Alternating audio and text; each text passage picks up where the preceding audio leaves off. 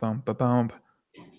On today's Poker Life podcast, we're going to be diving in deep with the queen of poker. To me, she's my poker queen, and she should be all your poker queens. If you're on my YouTube chat on a regular basis, if you're on Instagram, if you're on Twitter, you've probably seen this woman around. But today, we're going to find out more about her. What's going on, guys? Poker Life podcast. Join one, a.k.a. Chicago Joey here, a.k.a. That's about it today, man.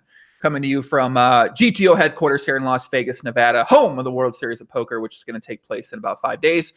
Coming up here, guys, we have podcasts with Gus Hansen and Jungle Man very, very soon. So stay tuned. Subscribe to the channel for more, or follow me on Instagram or Twitter to get the dates on when those are happening. Jungle Man, Gus Hansen, looks like they're going to be on the podcast, preparing for a great summer. That's it, guys. Joining me on the podcast today is a young woman, and I got to make sure I get this introduction right, guys, because this woman right here, as you saw, a very special woman to me, one of the people that I know the best in the entire world, one of my best friends in the entire world, one of the hardest working people that I think that I know in the entire world when it comes to putting in the effort, putting in the consistency, putting in the dedication, putting in the study. She's a woman that plays the great game, Pop Limit Omaha cash games, also plays Pop Limit Omaha tournaments, back-to-back win classic Pop Limit Omaha winner herself as well, also plays the mysterious, terrifying game of two-card Pop Limit Omaha tournaments as well, because she really wants to win a tournament, and no matter how hard I try to talk her out of it and tell her to dedicate herself to the great game of Pop Limit Omaha, she still really loves playing those tournaments as well. She's a woman that goes by many nicknames, and I'm going to read the nicknames for you guys right now. She goes by the PLO Monster. She goes by the 1-2 Pop Limit Omaha God. She goes by the name TT, a.k.a. the Taiwanese Typhoon, a.k.a. the Taiwanese Tornado, a.k.a. the Tornado, a.k.a. the Chip Collector, a.k.a. the Watcher. And this one was a little more controversial when I put it up there, but a.k.a. the A-Hole Grabber, which we'll kind of get into exactly where this nickname comes from a little bit as well, too.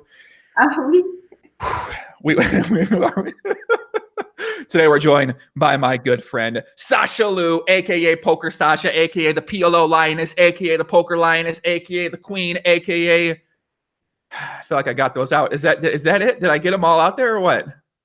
Neil, Joey Ingram, Neil. Neil, what do you mean? Neil to the Queen? Not gonna be able to do it. Sasha, all right, before we get started, okay, should we do our normal pump up routine where you do that thing where you look, you go, do you want to do that now, or you want to wait till later to do that? What is that? I don't know what you're talking about. Yes, you do, where we go, you get fired up to do it. Let's get it. Okay, you ready? Yeah. All right, Sasha, I think the most important thing I'd like to talk about first before we get into this is, and I think this is something a lot of fans who follow us both on Instagram or in the YouTube chat or on Twitter, they also have this thought in question. And I just want to ask you, now that we're live on air and there's no bullshit, you can't bullshit me here, you can't lie here, you can't lie to the fans out there. And that is, Sasha, when me and you inevitably have our heads up challenge, and when we played together in the past, you seem to think that I won't absolutely crush you, take the life out of you, and send you broke, walking back down the street, wondering what happened and how did Mr. Papi GTO, aka Chicago Joey, aka Joey Ingram 1, just dominate me at the tables. All right? You seem to think that won't happen. Now, what's up with this, Sasha? We all know I'm going to crush you when we play our heads up challenge. So, Joey Ingram, let me break it down to you, okay? If you and me go heads up, I'm going to crush you. What are you talking about, cuz? What makes you think that? I mean, you know, let's think about our past. We played a lot together. We played a lot of heads up challenges on the kitchen table there. Last time you said that you wanted to challenge my heads up, and what happened? Tell everyone what happened. Well, I don't know. The last time we played heads up, I won 2 matches in a row. I'm not sure what you're talking about right now. You went out on me, but I crushed you though. It's okay. I'll let you believe that. This is what happens every time, guys. Welcome to the podcast. We're here. We're live. We're hopping right into it. Sasha, welcome back. You haven't been on the podcast for about a year. Yeah, thank you for having me. It's weird to call you Joey because I have a lot of, I think since the day I know you, I've never called you Joey. We always have a lot of names for each other, but I never call you Joey. I think I'm scared. I'm scared to ask you to expand on the podcast what some of these nicknames might be. What do you normally call me then? No? What'd you say? Let's keep them private. But anyway, it's kind of strange for me to call you Joey. But for the podcast, I will call you Joey. Okay, I'll call you Sasha, which is what I normally would call you, unless I don't call you one of the other 100 nicknames I have for you. Come on, bro. That's not what you call me, okay? What do I call you? I don't know. Okay, Sasha, what's going on? Listen, Sasha, tell the people a little bit about yourself. I think I assume like everyone in my stratosphere has seen of you or heard of you at this point in time because we talk about you a lot in the podcast. You're mentioned. You're always in the chat moderating these out of line comments that go down in there. You're also on Instagram streets. We post each other on the stories a lot. We talk to each other a lot on Twitter. So why don't you tell the people a little bit about yourself that might not know about you, Sasha? Yeah, my name is Sasha Liu. I play poker professionally. I'm mostly a PLO cash game player. I also play tournaments. I like PLO, no limit hold'em. I like mixed games, but PLO is always my passion. And I'm looking to play more tournaments this summer, hoping to have a good score, win the bracelet. I like that. That's a very simplified. I don't know if I would explain Sasha as one of the sweetest girls I've ever met in my entire life. One of the sweetest women, really. Very smart woman. She went to school in Russia, graduated with a master's degree there. Probably could do anything that she wants to do. For some reason, she likes to play poker, and for some reason, she loves to play Papi cash games, which is how we initially met each other a long time ago. Exactly. Yes. And now you decided that you're setting your sights on a World Series of Poker bracelet this summer. How many events are you playing in your package this summer, Sash? I think 40, 45 is listed, but eventually I will have to skip some tournaments, I'm sure. And if I make any day two, I'll have to skip more. So hopefully a lot less. A lot less. So you have 40, 45, you said 45 events in the schedule. Yes. But most likely you're not going to play all of those events, right? Most likely, no.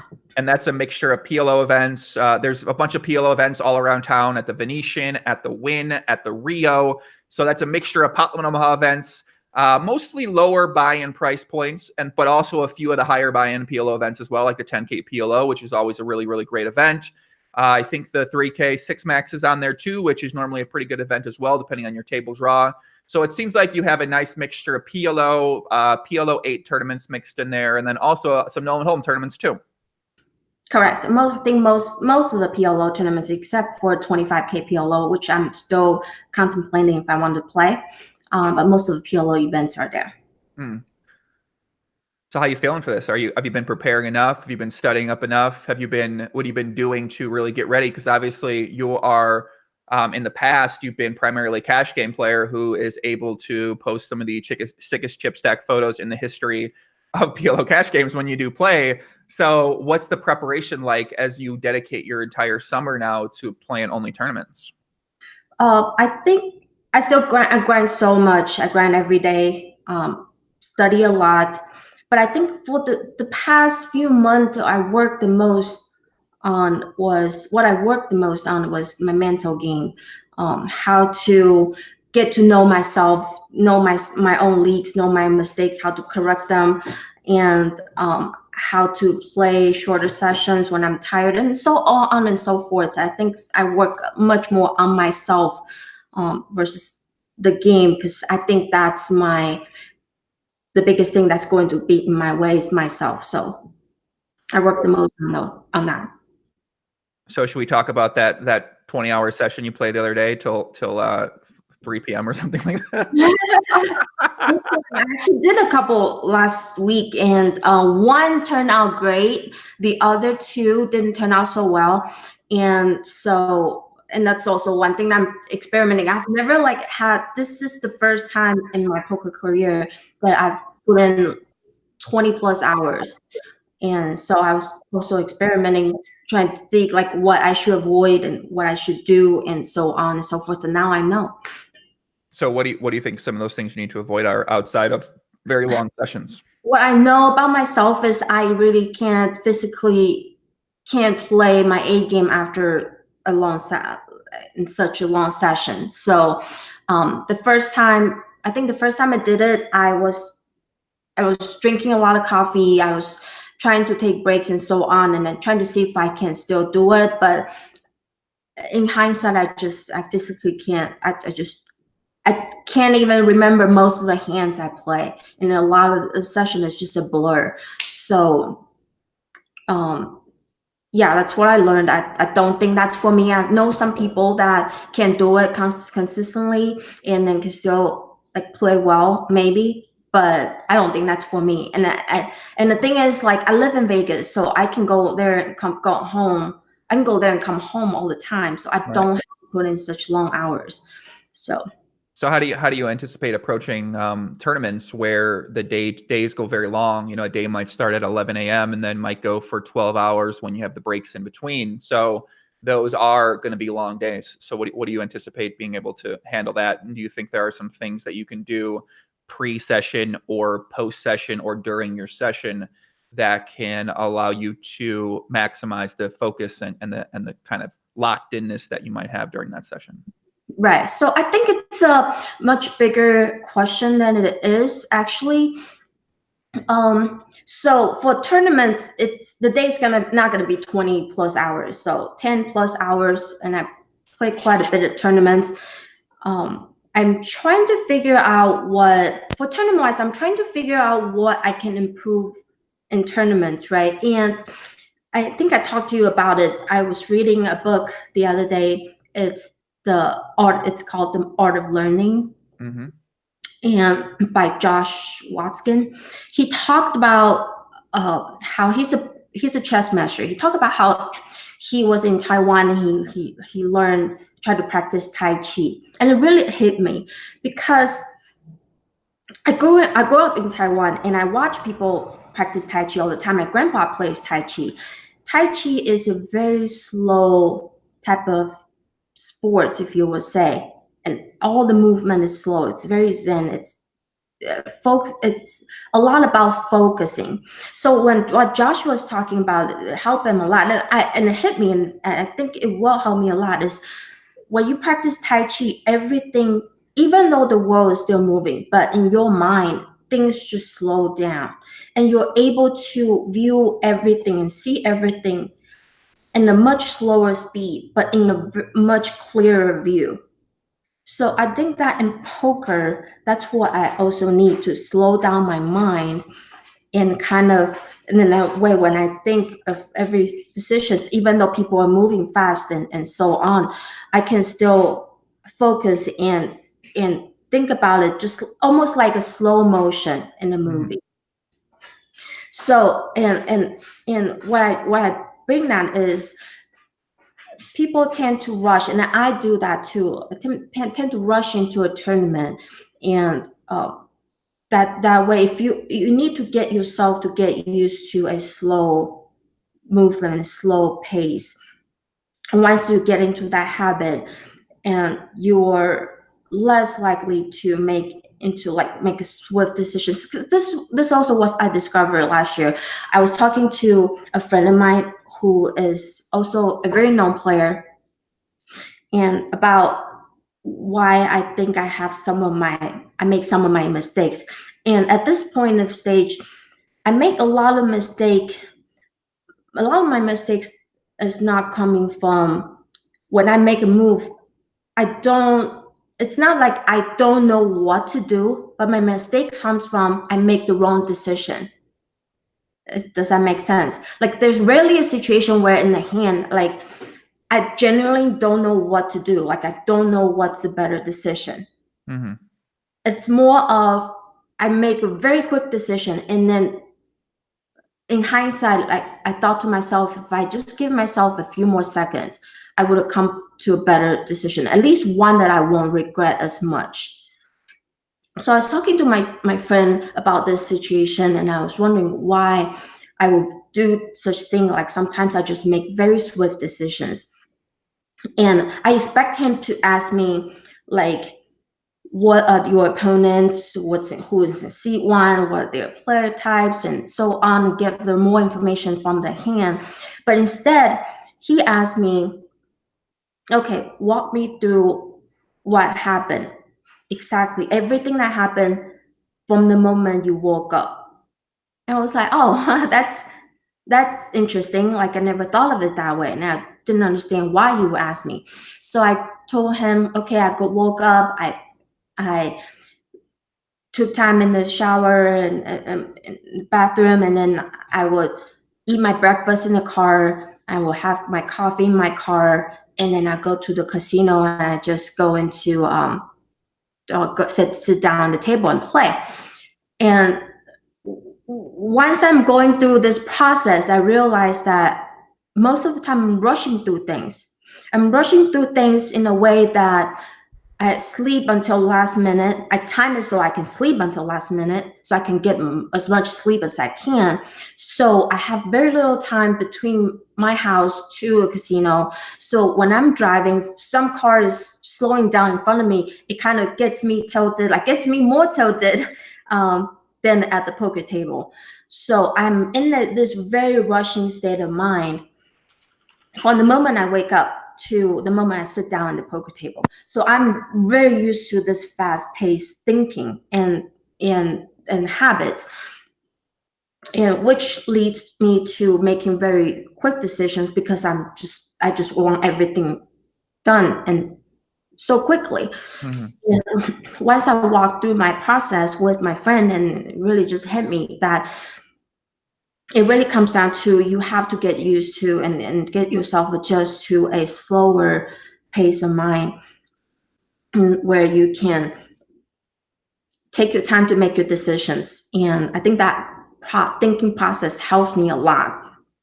So in terms of tournaments, I'm working a lot on that kind of aspect, putting myself in a slower pace of mind and to think through things correctly and clearly. So I bought a yoga mat. I've never practiced yoga. I bought a yoga mat. I tried to do it myself. And so I'm one that if I know there's something I can do, then to improve or to correct my mistake, I'll try to do it. I bought a yoga mat, and yeah, that's what I'm working on. How many times have you done the yoga mat, Sash? I try to do it every day, just like even 10 minutes when I wake up. And I'm not good at it. I've never done it before. I rarely work out, but it really helps me a lot. So the idea is that you treat your entire day as preparation for playing, whether it's a tournament or a cash game. And from the moment that you wake up and the way that you start thinking then and giving yourself enough time to mentally prepare and mentally visualize and get into that zone and try to get your mind slowed down. It sounds like that's what you're working at right now. Me, because all of this, the game theory and the practice and the experience, you cannot do it this past month. We have 2 weeks left. You cannot catch up. If you haven't been prepared this last year, if you haven't been grinding and studying and doing all of that last year, you have 2 weeks. That's not what I'm focusing on right now. Like right now, I'm trying to get myself into this mindset where I can be the best of myself to play my best. Thinking about this more, Sash. Do they have enough time? I guess they don't really have enough time to fully prepare, but I guess your kind of entire poker career is preparation for the World Series. So just because there's 2 weeks left, I feel like there are still some things that you could be doing or some information that you could be taking in. Obviously, it's probably best to have your game plan down and have your strategy down and maybe not be experimenting as much during the series when conditions are sort of out of whack and very unique for the most part. But with the summer for you coming up, so is your plan just to really, when you're not playing, are you going to be playing cash game too, or are you going to be trying to do other things to kind of slow your mind down and keep yourself focused and keep yourself playing your A game? I think outside of tournaments, I will try not to play cash games. And I know cash games will be very juicy, but I want to, this is my commitment to myself. I want to be able to focus on tournaments. I want to do my best. This year, I have packaged, I have investors, so I want to be responsible for them. I want to focus on the things that I'm really committed. I'm really doing anything I can to try to do my best. So I'm going to try not to play cash games during summer and just focus on tournaments. Do you have any poker goals, any sort of place that you'd like to get to at some point in time in the poker world? I think short term, I want to be one of the, and I don't want to do with gender. I want to be one of the best PLO players. Okay. I think that's my goal. I want to be one of the best PLO players, and of course, everyone wants to win a bracelet, but winning is out of my control. So I want to be one of the best players. I think that's my goal. So what do you think being one of the best PLO players looks like in a live poker setting? And that's the thing. Like, I hate to define people's success by money or how much money they win. So I think I want to be at the place where I'm very comfortable sitting at any game type of setting. I'm making minimal mistakes. And I'm very comfortable with every decision that I make. I think if I can get to that state, I can comfortably say I'm one of the best. And I'm not saying that I want to make millions of dollars or something. I want to crush 100, 200. Because like people who can play those stakes and maybe win a couple sessions, doesn't mean they're the best players, right? I don't, at least not to me. I don't think so.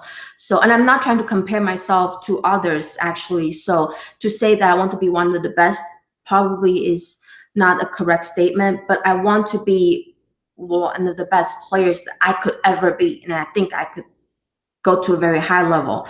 And that will have to do that by eliminating the mistakes I make, the errors I make, and getting myself to a place where I'm comfortable, like just in playing in any stakes and so on.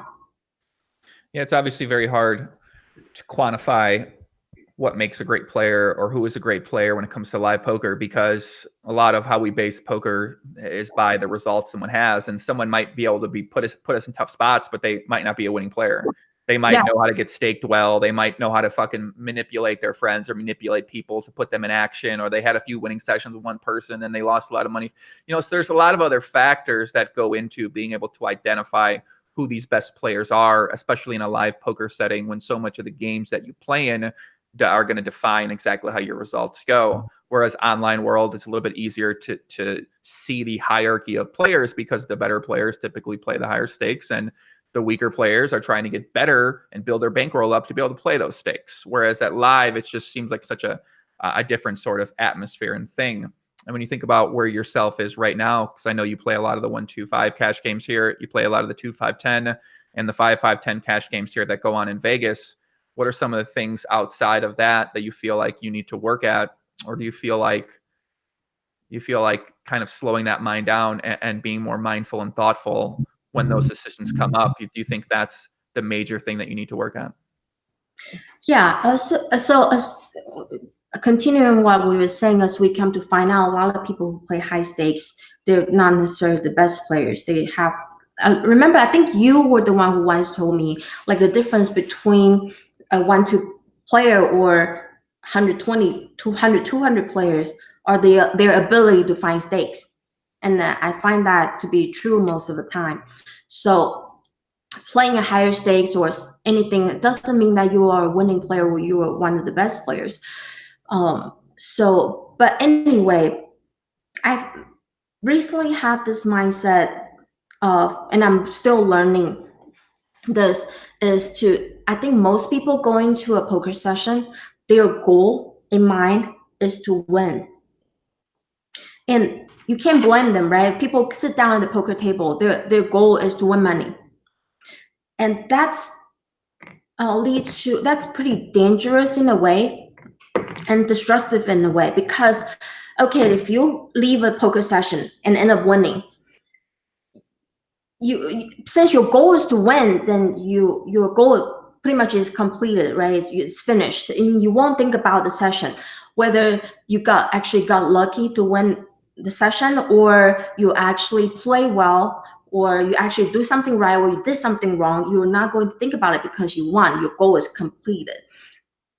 And also, like, if your goal is to win, and once you lose, you're going to think of yourself less. You're going to be less confident. You're going to think of yourself as a failure. What do? I lost. It must be bad. It must be worse than others. Or you're not thinking about whether you're actually making good decisions. Maybe you get sucked out. Maybe you actually play bad. You're not as objective when it comes to reviewing your session and having an honest opinion with yourself. Mm-hmm. So I think that's what most people are doing right now. And I tend to do that too sometimes. Like, my goal is to win. And once we do it, that's fine. Or if we lose, all hell breaks loose, right? So like now, like I'm approaching a poker session, I've switched my mindset. And my goal now isn't so much of my goal is to win. My goal now is more of I want to play well. And it sounds very cliche, I know.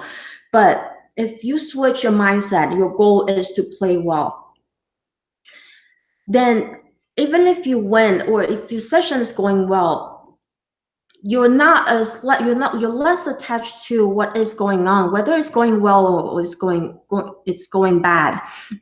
If you focus on just playing your game, playing well, so even if you get sucked out in the hand, since your focus is to play well, you're able to get past that easier, because you know that you can still turn it around by playing your game. Mm-hmm. And also, like, if you win or lose, like, if you just focus on your own game, you are going to be less attached with the results. And of course, like we all know, like if you just play well, even if this session doesn't go well, you know that in your mind, you're confident that you're gonna turn it around next time. And if next time it doesn't turn around, it's only inevitable that you are going to win. So I think that switching this mindset to focus on playing well is very important to me.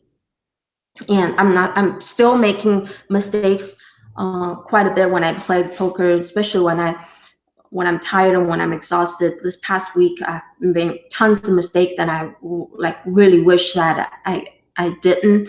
But since my goal is to play well, I'm able to like more objectively look at those hands and to find out where I did wrong, versus just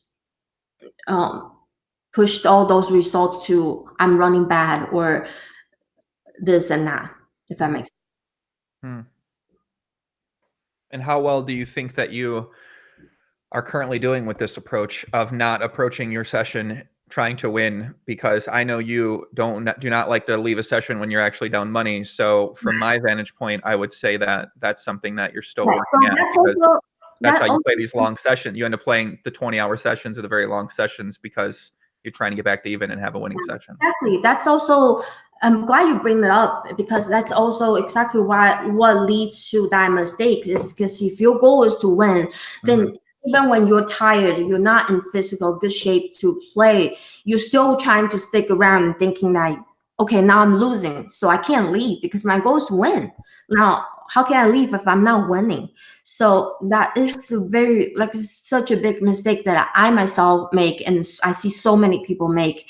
And yeah, like I said, I'm still making mistakes, and I'm trying to like adopt this mentality that I really need to focus on just playing well. And that also comes to, you also have to objectively evaluate your situation if you can't play well. Like if you're already playing a very long session, or if you're already tired, then you really can't play well. Then you know that you need to stop this session.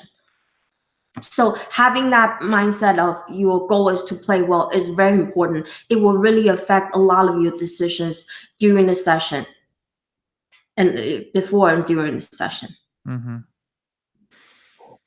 trying to think about this from my own perspective, because I think I've always played to win, and that's how I approach poker. Poker's about winning. I never really thought about it in the terms of I'm approaching poker to play well, and if I don't win, it's okay. And I think for myself, this approach has been very, very, very, very, very successful for me when it comes to poker results. And maybe intuitively, I just went out to each session and I said, okay, it was already like known to myself, I'm going to play my best here. Like but maybe thinking more about it and trying to be more mindful about it, maybe that wasn't the case. And there were plenty of sessions I played where I had big losing sessions because I was a psychopath, where I wasn't very mindful. And if I had that thought process and saying, okay, like I'm you're not going back to even today, it's fine, just try to play your best instead of trying to chase losses, I'm sure that would have been very beneficial for me.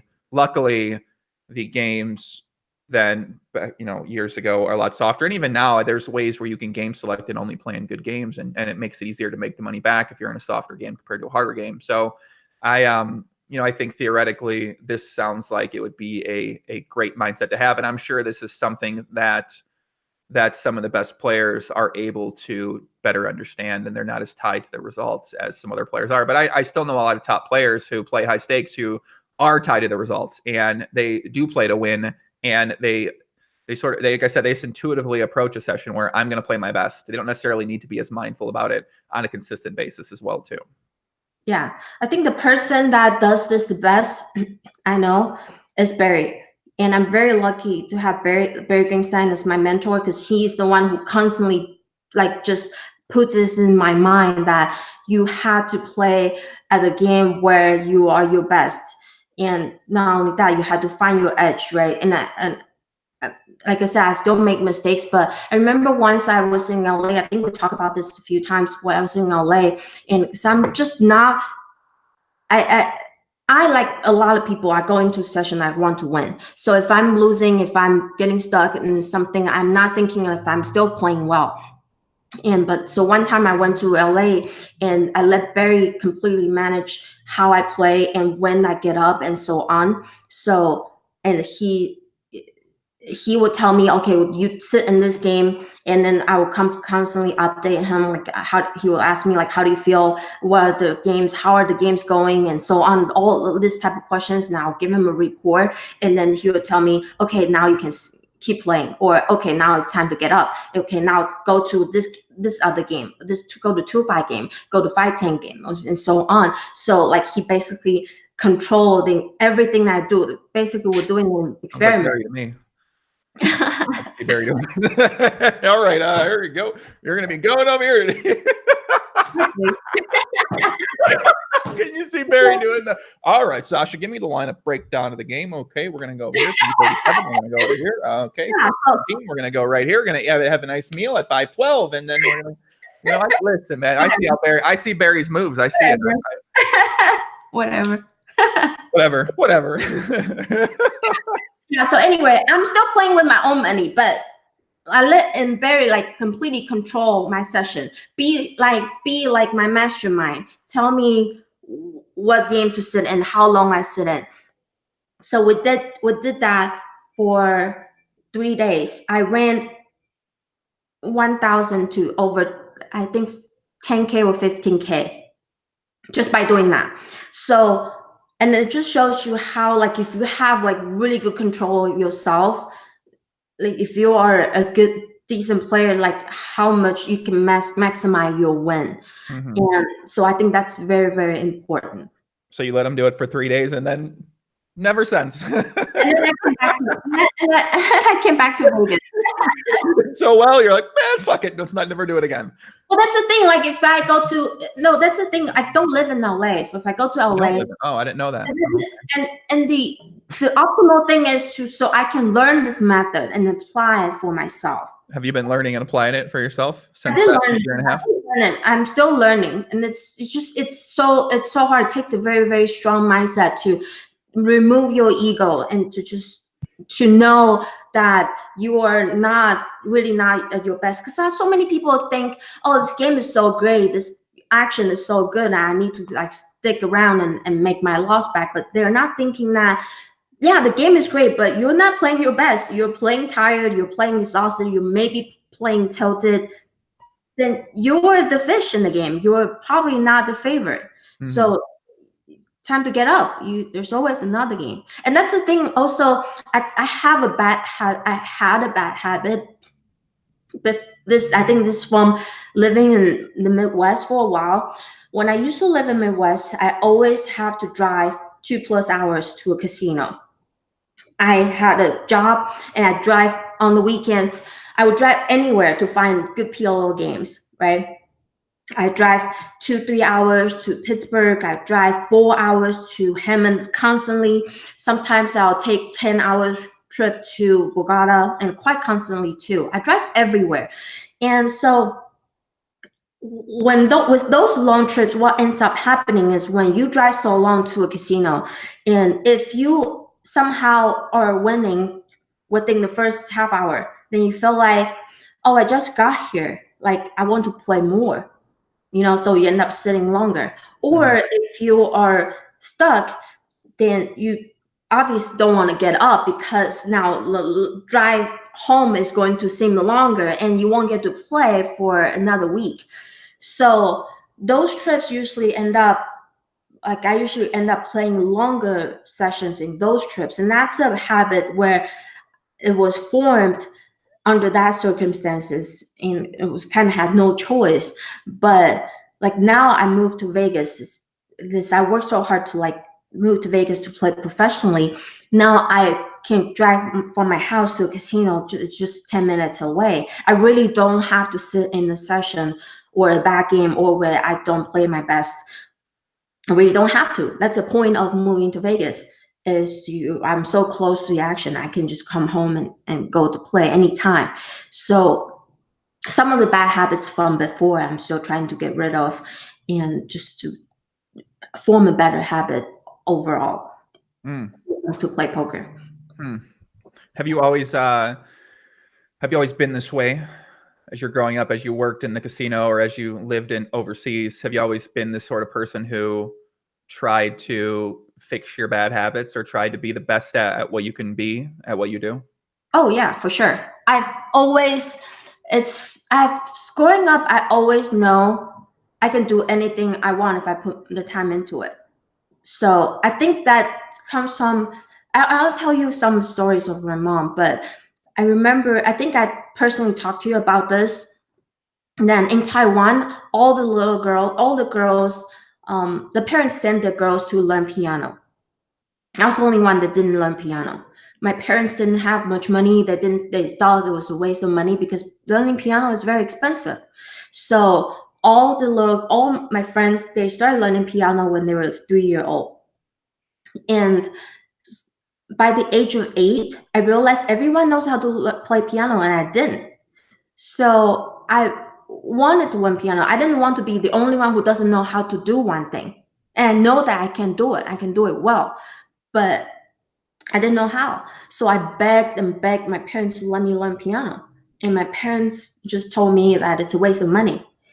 And then by the age of 10, I just couldn't take it because my friends constantly laugh at me. They were laughing at me. They said, like, you're the only one who can play piano. And academically, I always questioned them. I was always the best at school.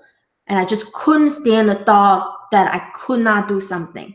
Then I wasn't even given a chance, right? So by the age of 11, one day I still remember vividly, my mom came to pick me up. She was riding a scooter. And before I got on the scooter, I told her, if you don't take me to a piano teacher, I'm not going home with you. And remember, it was raining so much. I told her, I'm not going home with you. I was crying. Please just take me to a piano teacher. I want to learn piano so bad. And do I love piano as just, do I want to be a pianist? No. Do I love music that much? No. I just can't have the thought of there's something that everyone else can do that I cannot do. So my mom finally gave in. She took me to a piano teacher, same as my friend's teacher. And because I had that fire, like I really, really want to crush people. I've been laughed at, been mocked for so long. It took me 3 months to surpass all my friends. They've been learning since they were 3, but they were like, they didn't really want to do it because their parents forced them to do it. And I, on the other hand, I want to be the best. I want to beat them because they've been laughing at me. So I just practiced so hard, practiced every single day. And in 3 months, I passed all of them, and all of them quit. All of them quit. piano after that, knowing that I have to pass them in 3 months. And I continued to learn piano until I was 18.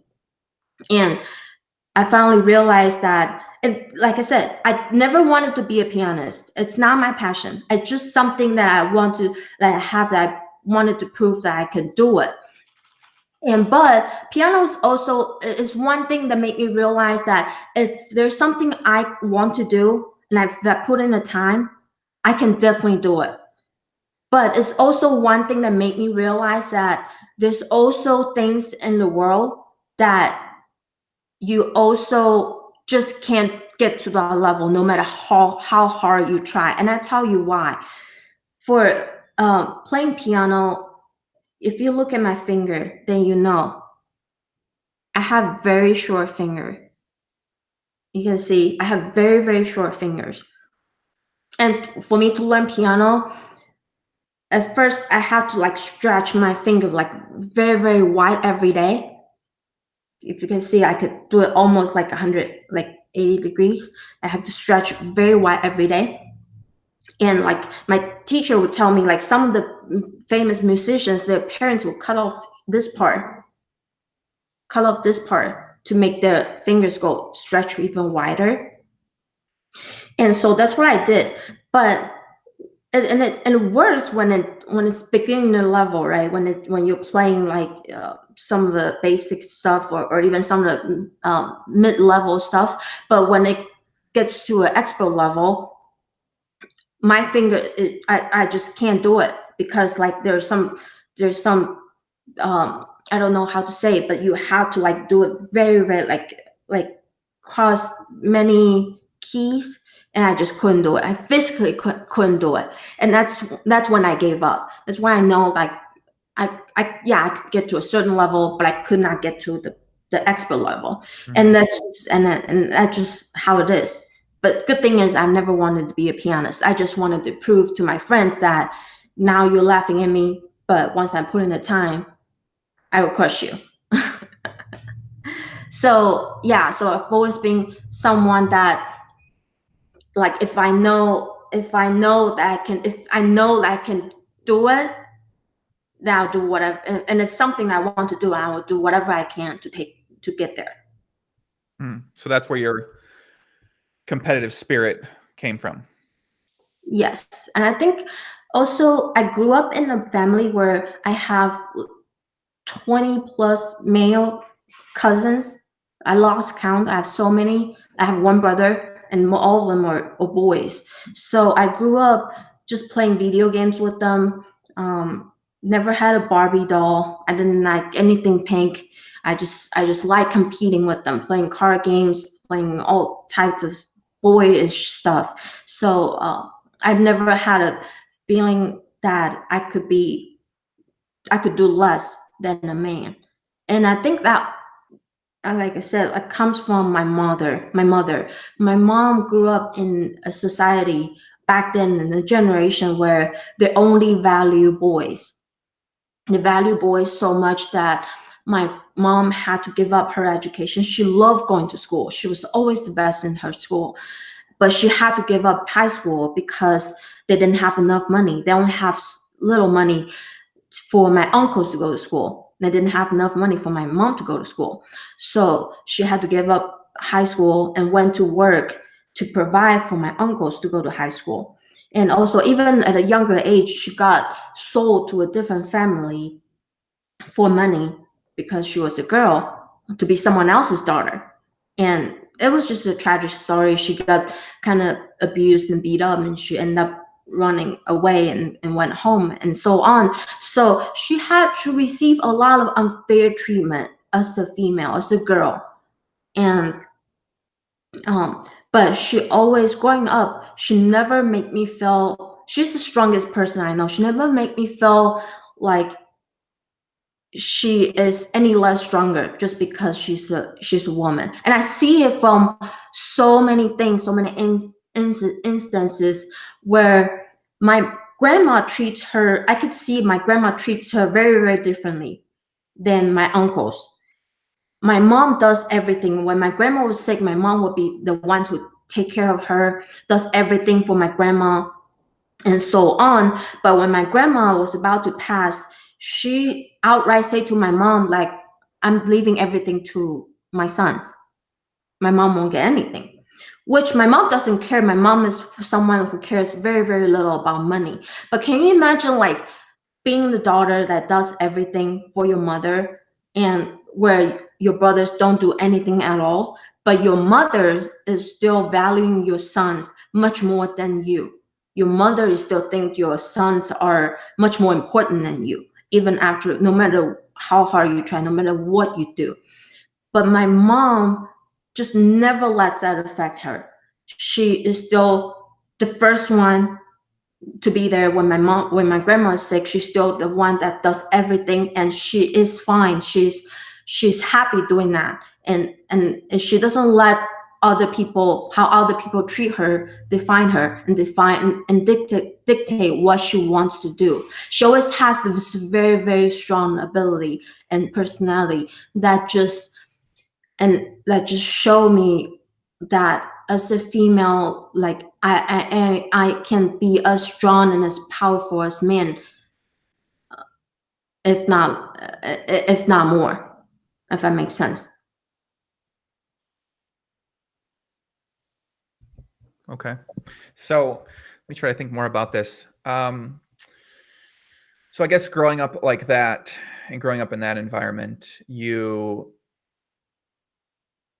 man, that's crazy. And it's just crazy upbringing. I mean, obviously I've heard this story from you a bunch of different times and kind of know more about this, but trying to put yourself in the position to be in that environment, it seems challenging. It seems very demotivating in some ways, because you can see this unfairness all around you in a lot of ways, in terms of the way families treated and the way women are treated, or the way that poor people are treated. So where does that motivation for you come to play, where you want to say, okay, I'm going to go to school in Russia, or I'm going to try to be the best at what I can be, when you grew up in that environment and you're around that all the time? And kind of, that part's I find very interesting, in that I think a lot of people out there grow up in similar sort of circumstances where they don't have a lot of advantage or opportunity, and they see a lot of negative things around them.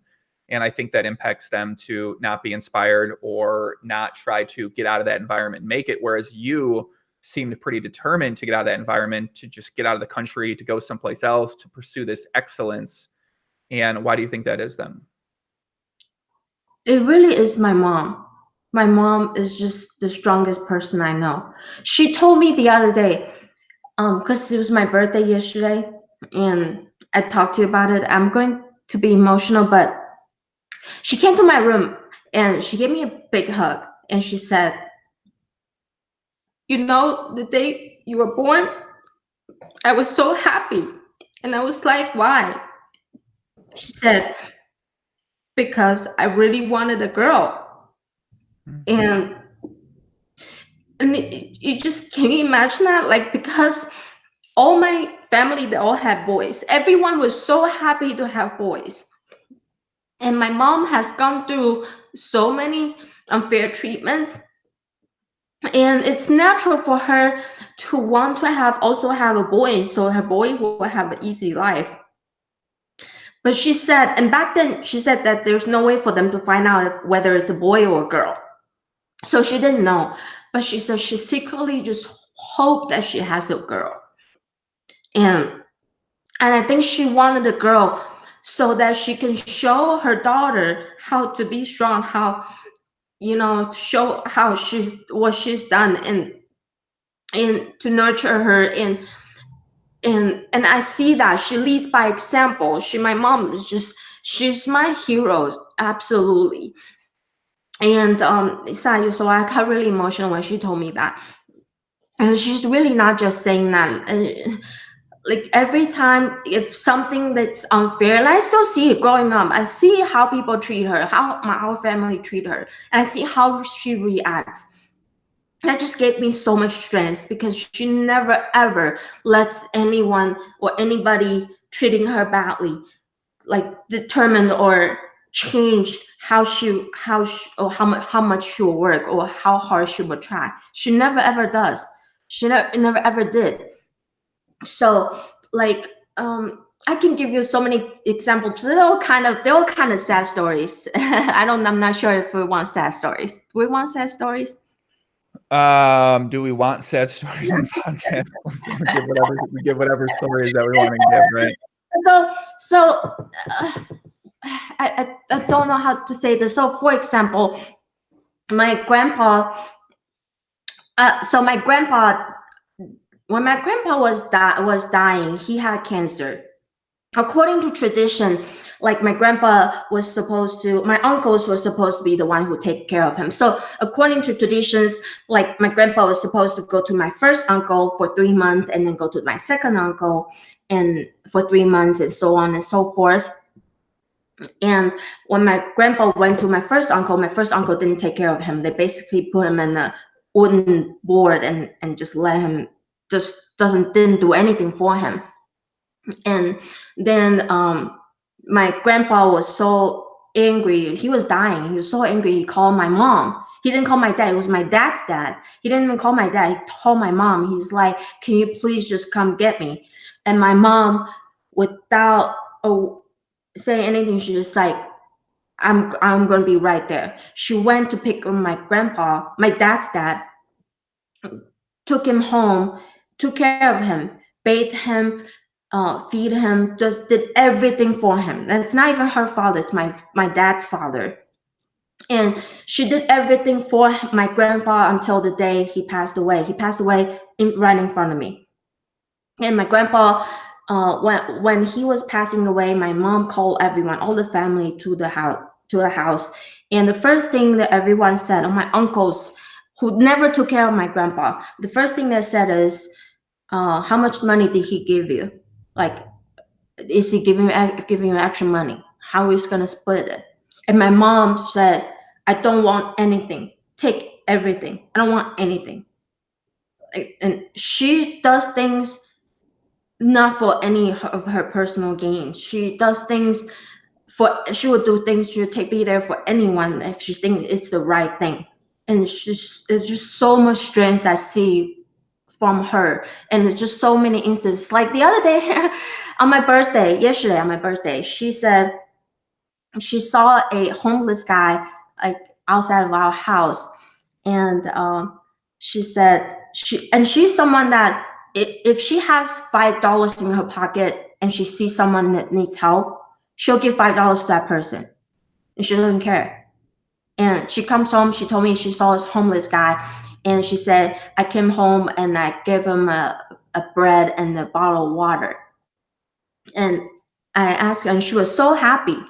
And she barely speaks English. She just went home. She just came home and brought the stuff and to him. I can imagine like she probably barely could even say anything to him. She just gave it to him. So I asked her. I said, "Was that guy happy?" And my mom said, "I don't know if she's happy. And I don't know if he's happy, but I'm very happy." That's all she cares. Like she cares about giving. She cares about doing the right things. She doesn't. It's not like she's doing it with an agenda. So I'm sorry if I'm mumbling, but I'm just trying to tell you like how big of a person my mom is. Like she just shows me so much in her like. uh, I'm a little at a loss of speech, but she really leads by example and by showing me how like what kind of person like she can be. Like she just to me she's just so much out there, and I do a lot of things and I try to be a person. Like if I can be as good of a person as my mom is, I think I'm happy. So I live my life trying to be like as good of a person like she is. So I'm really, really lucky to have someone like her to lead me, to show me that even though like people are bad, even though, and that's the thing, like growing up, if someone does something bad to me, my mom's reaction was never like, "Okay, let's get him punished or anything." And her reaction is always, "That's okay. You should still be a good person. That shouldn't affect you." And that just affect me so much. I have the best mentor at home.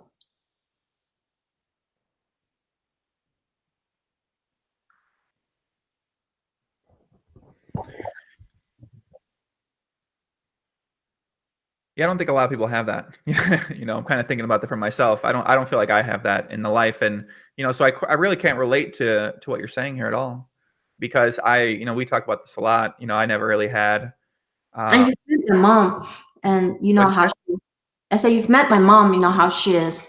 She's just the most wonderful person, I think. yeah, I don't think it's a very relatable thing for me in a lot of different ways. I mean, obviously you met my mom and my stepdad, so I can't even imagine having that kind of support or someone like that to look up to on a consistent basis. And it sounds like she was able to teach you a lot about how to live life properly, how to work hard, how to get over things, how to forgive people, how to expect the best out of yourself, how to forgive, which these are all qualities that you possess on a regular basis. And which is why I think that you've had success at all the different things that you do. Well, thank you. That really, I have to credit all of that to my mom. Mm. Yeah. Yeah, people in the chat are saying, people in the chat are really enjoying the comments. They're thanking you for being this open about it, or wanting to share this. And these aren't things that we commonly hear people talk about or share or think about. So what makes you, like, why do you think that, because you listen to a lot of podcasts, you're in the chat. Why do you think that people don't share things like this often or think about things like this often? Does it have to do with being raised in a Asian culture, or do you think that's just unique to you? Or maybe just the people that excel at poker maybe aren't as fixated or focused in on family or relationships? I am actually not sure. I think I grew up in a very different environment. My mom is a Buddhist. She just always believes like being good and doing good to people. And it's actually, I say it now, but it's actually not always easy for me, because naturally I think I'm not a Buddhist. I don't have a religion, but naturally for me sometimes, like, I also wonder if, like, with her being that Buddhist all the time. Like sometimes as a kid, I don't feel as comforted. And I'll give you an example. Like for example, like I remember, like one time, like I got my money stolen in elementary school. It's not much money, but I came home crying, and my mom, like, if something that happened to me, my parents' reaction was never like, okay, let's find out who did this. Like, let's get him, like, let's give him a lesson or anything. Which, like, sometimes when you're feeling bullied or you're feeling unjustified or something, like something that's bad happened to you, you kind of feel like, well, what about that person? Like, how can you do that to me, right? What what can we do about it? Like, I don't want it to happen again. But uh, for my parents' reaction, my mom's reaction was always like, that's okay, maybe that person needs more money than we do, or that's okay, maybe that you didn't, you gave them a chance to let it take from you, or something like that. It's never a proactive, it's always kind of like very meek.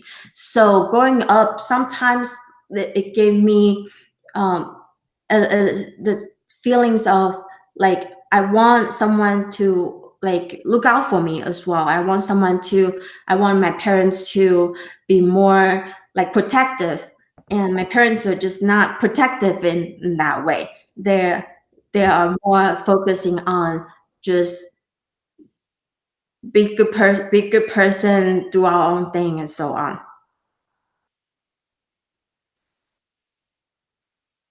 So where do you think the motivation to want to have this Western success comes from them? Because when it comes to poker and succeeding at poker and making money and kind of getting the glory and getting out there a bit, I feel like that's more of a something that you grow up in the Western culture, and that's what you determine as success. So coming from where you've come from and growing up where you came from, why do you think that you equate the idea of success or people being proud of you by how well you do at something like poker, and how well you do is determined by how you winning or you making money at it? I think that's two different things for me. Okay, yes, I want success, but whatever success I want, whether I think financially, right? I want to do it because I want to take care of my parents. I want to give my parents a better lives. They've struggled, they've worked so hard their entire life. My goal, my drive to make money is to give them give them better lives. That's my only goal. But if you're talking about poker is just something that it's my passion, is something that I have that I know I want to do. That's something that will make me happy. So that's two different things. Yeah, so growing up, I've seen my parents, how hard they work, and I always know, and like I said, I've always known that like if I want to do something, I can do it. So I know that like there's a bigger world out there, like that people talk about American dreams, and I know that if I just put in my hard work, I can achieve it. I never know when you're done talking. People are like, why are you pausing? I don't know when she's done talking. I'm not sure. Listen, you got to understand, me and Sasha have talked for thousands of hours and very rarely. So much. How do you not know when I'm done talking? Well, I've never heard you talk as much in my entire. You're never this serious. You joke around 1,000 times more than this. You literally never get serious like this unless we're on a podcast or something like that. Then that's when you decide to get serious. You guys got to understand. So I'm trying to process what she's saying. I know all the things that she said. I've already heard the stories oftentimes because we've known each other for a while. So I'm trying to process. I'm trying to run the solver in my mind because one, I'm not sure when she's done talking, and two, I'm trying to decide where exactly I want to take it the next point, and that requires some thought and some because I'm not only processing the things that she says, which is what I would normally do for a guest. I just know the guest at a certain level, so I'm only reacting off of what they say, whereas Sasha, I'm reacting off what she says, plus what I know already in my mind, leading her down a path that is going to get her to open up and share more about herself more. So that's why I'm pausing a couple of these times, because I'm thinking, one, is she done talking yet? Because I think that you've been inspired by my boy Barry Greenstein. Shout out to Barry. And two, I'm just trying to run the solver in my mind, trying to figure out where I want to go from there. Right. And I do apologize if I stumble. This is your like third language, fourth language. How many languages do you speak? 4? A few. A few. Give the people a sample of some of the languages that you speak. Like what? Здравствуйте, меня зовут Sasha. Okay, try that one more time. There's Sasha? Huh? Say that again. Здравствуйте, меня зовут Sasha. Okay, that is Russian. Russian. Okay, give us one more. 大家好，我叫 Sasha. That's Chinese. That's Mandarin, right? Yeah, that's Mandarin. Okay. 大家好，我是 Sasha. That's Taiwanese. That's Taiwanese. Yeah. How do you speak such great Russian? I went to school in Russia. They only teach. They don't speak English there. You have to be. Did you know Russian? By the way, I know the answer to all your questions from those part, guys, when I asked them. So this is very fun for me to do. So did you learn Russian before you went there, or did you learn Russian when you already went there? What was that process like? This will be quite a story too. I actually shared some of the story on the podcast I did with Boosie, Andrew Nimi's girlfriend. Shout out to Andrew and Boosie. Love them both. But so I went to Russia. It's funny.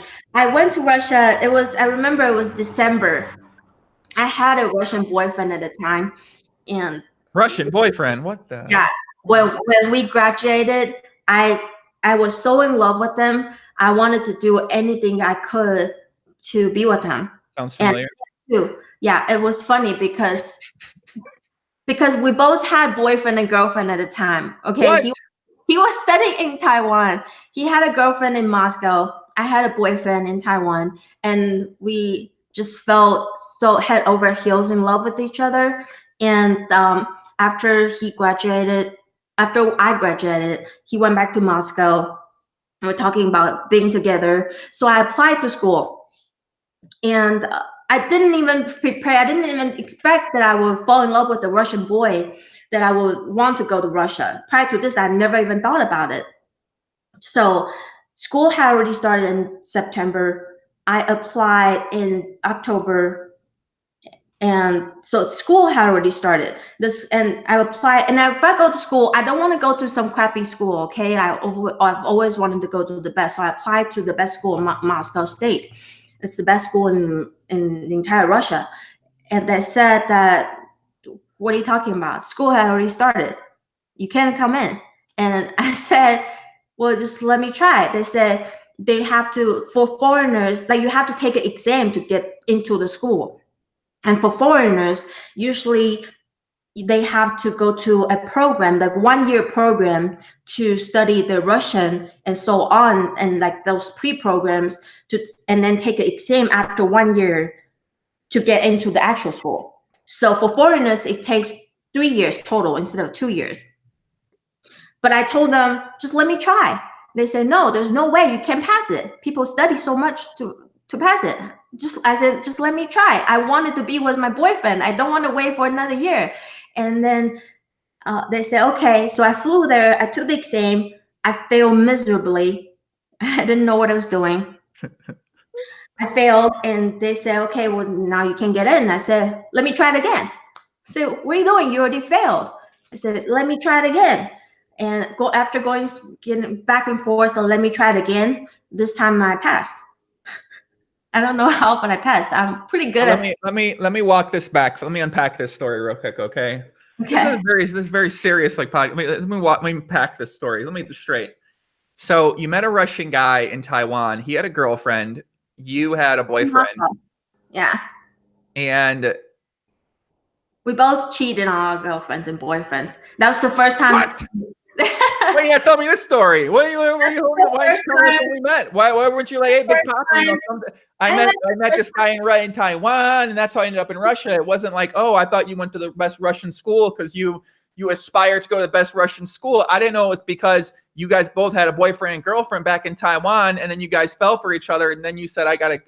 Now it makes more sense. It's always because of the opposite sex. This makes so much sense. Dare I say, learning with him. You have no idea. Like there's nothing. I may have an idea.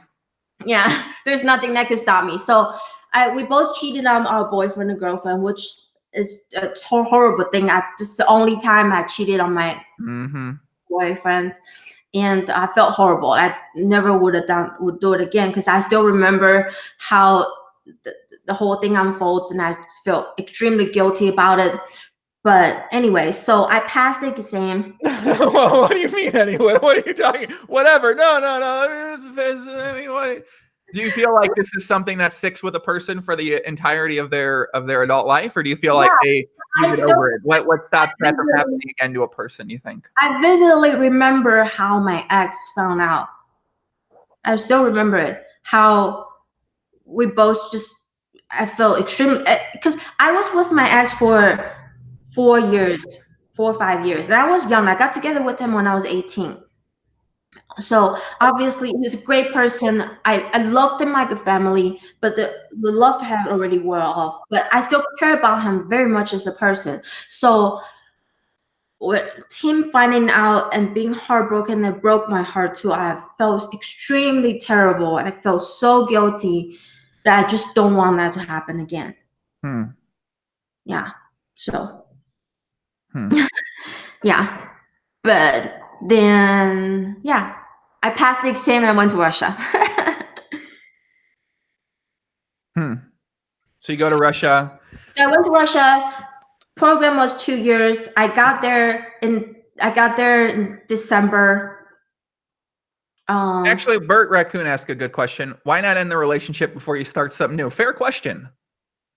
So that's the thing. Like I think that the right thing is to end the relationship. The relationship solver actually does say that. Yeah, it says that if you're in a relationship with one person and you care about them, then you would probably split up with that person before you start a new one. This is just what the solver has been telling. Absolutely. I think that's absolutely, like, don't think that at the time I was so young, I was thinking that I didn't want to hurt that person and so on. But by sparing that person or thinking that you don't want to hurt that person, you're actually prolonging the process and increasing the pain. So yeah, it was not a good experience. It was just something that if you ask me one of the things I regretted the most, that has to be one of the things I regretted the most. Yeah. So, and I'm still friends with my ex, my then ex. I'm still friends with my Russian ex. I'm a professional ex-girlfriend. I'm friends with most of my ex-boyfriends, and one of my best friends right now, his name's Kevin. Was my ex-boyfriend as well.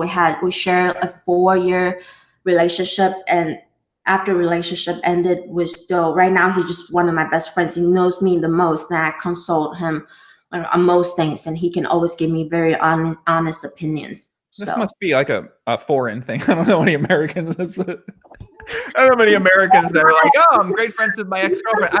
I would be very curious if I was close friends with my ex-girlfriends. What do you think about that? If I was close friends with my ex-girlfriend, I spoke with them every day. You know that they may still like me, they may still desire me. What would you think about that? I don't think my ex-boyfriends like me though. Like nobody likes you. That's right. No one does, right? We're very close and we're just good friends. There's no like physical attraction or anything. Sure, of course not. Yeah. Of course not. Why would a guy be physically attracted to a woman that he dated for a long time? Doesn't make sense to me either. Don't troll me. I always say to each other, don't troll me. Don't troll me. But anyway, so I went to Russia, and it didn't work out. We ended up breaking up. I very soon realized I didn't want to stay in Russia. I didn't want to live in Russia. Russia is just it's a crazy world out there. It's such a different country than any of us that are used to. So, but anyway, before second year I was studying in Russia, I got recruited by our government, which I knew that technically, but go ahead. Which was a big thing because in Taiwan, if you want to work for the government, you have to pass a series exams. You have to go to school for at least a year and pass a series exams, very, very difficult ones. They test you on constitution, all of that, like English, all have to be at very, very high levels in order for you to join the government. But I never took the exam because I was still a student, but it's the first time ever in the history that I recruited a student to work for the government. And that is sure. Are you? So here's something I've always suspected of you, Sasha, and I think you're a spy. So you're saying that you're not a spy, you were recruited, but you're not actually a spy. I could be. I actually was approached a few times to be spies, and I'm not kidding you, but Christ. Why are you trying to be friends with me, man? Come on, take the spy stuff. I don't think I'm a vital part. Am I like a more vital part to America that I don't realize quite yet or something? Like as the solver that I grow to, is that why you try to stay close? This makes a lot more sense, man. I mean, I know I'm destined to do some things, but I didn't know that the Taiwanese or Russian governments are fucking no come into my life as a spy. Guys, Taiwan is such a small country. It's just sure. But anyway, so I got recruited to work for the government. And so you got to realize that back then, I felt on top of the world. I was the best student. I spoke Russian the most fluent out of all the students. I was recruited to be a personal translator for our diplomat, right? So that's the right word. So I was doing all these things, and I crushed it, whatever I did. So I was just feeling very confident. I was a student. I was about to graduate. I felt like I could do anything in the world if I wanted to. Mm-hmm. So before I graduated, I already got job offers from a few different companies from around the world. I ended up picking the one that's in LA because I always said this, like, I didn't want to go to America. I've never been to America prior to this. I've never been to an English speaking. Actually, I've been to Australia, but other than that, I've never lived in an English speaking country. And people ask me why. I always say, well, what's so cool about it? Everyone goes to America, right? Everybody's doing the same thing. I wanted to do something different. I wanted to go to Russia and learn Russian, but in reality, it was because my Russian accent. And also in reality, my family couldn't afford me to go to an MBA program in America. Like when in college, most of my friends, I think more than 50%, I would say maybe 70% of people after that graduated college, they went to America and they studied an MBA program. A lot of them went to Ivy League schools, and my parents just couldn't afford it, so I never got to do it. And so when I got the job offer from America, from LA, I thought to myself, like, okay, finally, maybe I got a chance to see what America was all about. And finally, maybe I will chase my American dream. So I picked that company, and then I went to LA. What are you laughing at? This chat's hilarious. What are they saying? The chat is hilarious. What are you saying? What are you saying? Like, the name Sasha, Poker Sasha 007. It's just hilarious. The chat you've been in the chat. They're hilarious right now. They're basically saying I'm not reading the chat right now. You were the original inspiration for Moneypenny and James Bond. My phone and my house are tapped for bugs because, she's working for the Chinese government. There's just a lot of comments like that. Sasha Snowden. Listen, I'm getting some new nicknames. I'm not Chinese government, okay? I'm not from China. Well, so what does that mean? That doesn't mean you can't be working for the Chinese government. I'm not going to work for the Chinese government. Okay, are you sure? KGB no. Sasha? No. If I work, I will be working for Taiwanese government or, I don't know, secret. But anyway, so I went to Rush. So I took the job offer. I went to LA. So this is where it took a turn. I went to LA. Keep in mind, I went to the best school. I went to one of the best schools in Taiwan. I went to the absolute best school in Russia. I always questioned what I did. I really felt like I could do anything, right? I was just this confident, almost arrogant person going to LA. And they said that they took care of everything. They had work visa for me, and I got to LA. It turned out to be a scam. I think I shared this with you too. It turned out they had me work 10, 12 hours plus a day, 7 days a week. On the weekends, I will have me. It's a computer company, so on the weekends, I will have to stuff me in the basement to do some assembly work. Yeah, they told me they give me $1,800 a month, which at the time, coming from Taiwan, I thought that's not bad. That's quite a lot of money for a student that just graduated. I didn't know much about America. I didn't talk to anyone. I don't know what the standard is here. I thought that really is not bad. I'm fine with that. But after a while, it didn't seem right. I know, even though I don't know about America, I know working 12 plus hours, 7 days a week is not normal. And I know that, and they told me that they had work visa sorted, but when I come here, they said they didn't have it. They want me to pay $3,700 for a work visa, to hire a lawyer for a work visa, which is almost like over 2 months of my salary, which they didn't pay. They just took away my salary. And they also told me that if anyone comes to visit from the immigration service, then you need to hide in the basement. So then I know that something's not right. I remember back then when I didn't know anyone. I didn't have family. My parents didn't want me to come over to America because I've been away to Russia for a couple years. My parents really wanted me to stay close to them. They think that, why do I have to go to a different country? Why I can make money with my degree? I can make money at home. Why do I have to be away? So I didn't understand, but I was the one who tried to convince them, like, no, mom, no, dad, like, I'm going to America. I'm going to do great things. I'm going to achieve a lot of things. I'm going to make a lot of money. I'm going to make your lives better. Sorry. And then, so every time, like during holidays, I would go on the streets. I would watch people, right? I would imagine how people live their lives, go home, like have dinners with their family during Christmas and so on.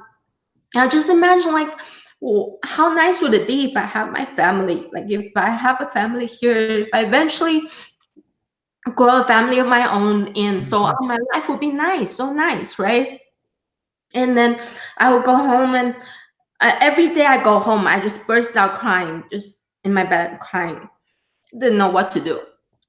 And if my parents call, I always told them, because I was so stubborn, they didn't want me to come. I was the only one who was stubborn, and I told them, like, it's going to work. So I always told them, no, everything was fine. It's so great. America's so great. Everyone's so nice to me. I'm making lots of money. I'm making things happen. And yeah, so that was the first year of me coming to America. That's my first experience. And eventually, I found a different company that were willing to sponsor my visa, and things just got better after that. But I'm glad that happened to me, because that was probably one of the worst experience in my life, worst point in my life. I had just absolutely no money. I didn't know where to go. I had no car, no place, no friends, no one to talk to, no one to ask opinion about. And I always think to myself right now, no matter what I go through right now, I think back to that point in my life, and I know I can go through anything. If I can get through that, just coming from like just nothing, coming to a different country with nothing. And I got through that, and I got to this point, no matter how much money I lose, or whatever people I run into, I know I'll be okay. I know I can get through that. I know I can turn things around. That's a big motivation for me. Mm. I'm Yeah, once again, very, very unique mindset. I think that this is a perspective that a lot of people don't have. Yeah. They didn't have to come to America and work a job in a basement for 18 hours, not knowing what's happening and not understanding that that's not what everyone else is doing. You know, that's a very, very different than how most Americans are going to grow up. Yeah. And I think back then, even at the worst moment, I always have the thought in my mind, and it was just unshakable. I always have the thought in my mind that I am going to do something great in this country. I'm going to achieve something. This is not going to stop me. Even though I don't know how, I don't have any resources, I don't have any money, I don't have any friends, but I know I'm going to do it. So that's what got me through those times. That to imagine, to visualize that one day I will get through all of this, and I will have my own house, I will have my family, I will make enough money that I'll be happy. And that's what really got me through all that struggles. And that just helped me a lot. And I think just having that vision, having that faith, knowing that I think at any point in time I could have just given up. I could have just think that, well, I'm not strong enough to go through this. Screw this. This is too hard. This is too tough. But for me, it was just not even an option. For me, I've already made that promise to myself, to my family, that I'm going to make it. And if I don't, what about my family? I have that commitment that I'm going to do whatever it takes to make my American dream. Mm-hmm. I'm going to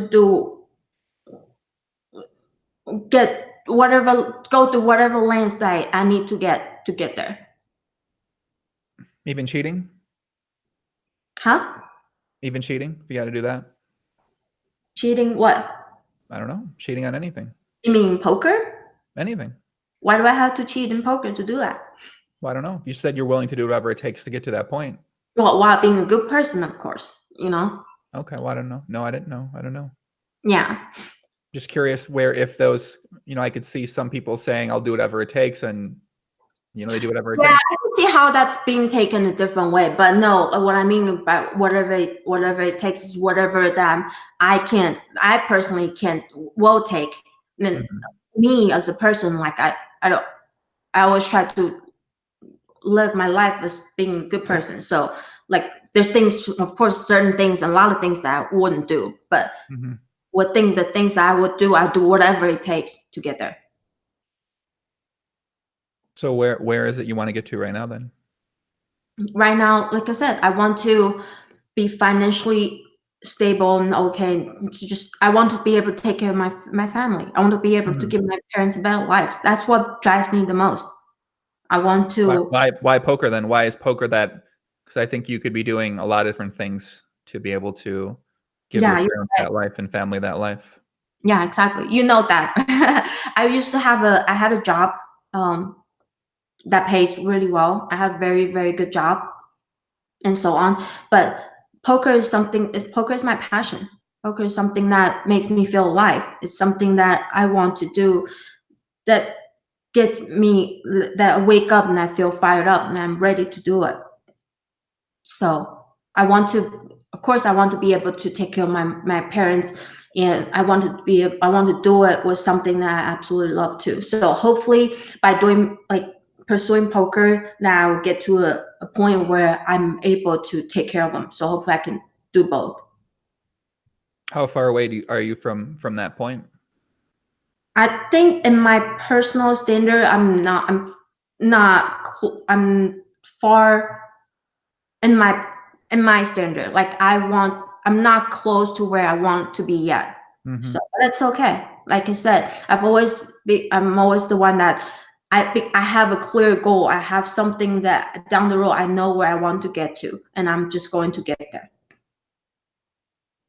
How frustrating is it when you have these goals and things that you want, but they don't go how you plan them to go, and sort of overcoming that adversity that people go through when they don't get what they want? It is very frustrating. I think, especially in poker, there's just so many things you cannot control, right? You can do everything right and things can still not go your way, so it's very frustrating. But like I said, like you really need to have a clear goal in mind. You need to really know where you want to be. So many people go through so many adversities. I've been reading a book and it says, or I don't remember what it is, but it says Kevin Hart. We all know who he is, also a poker player. Kevin Hart once said that he got rejected few thousand times before he actually had a breakthrough.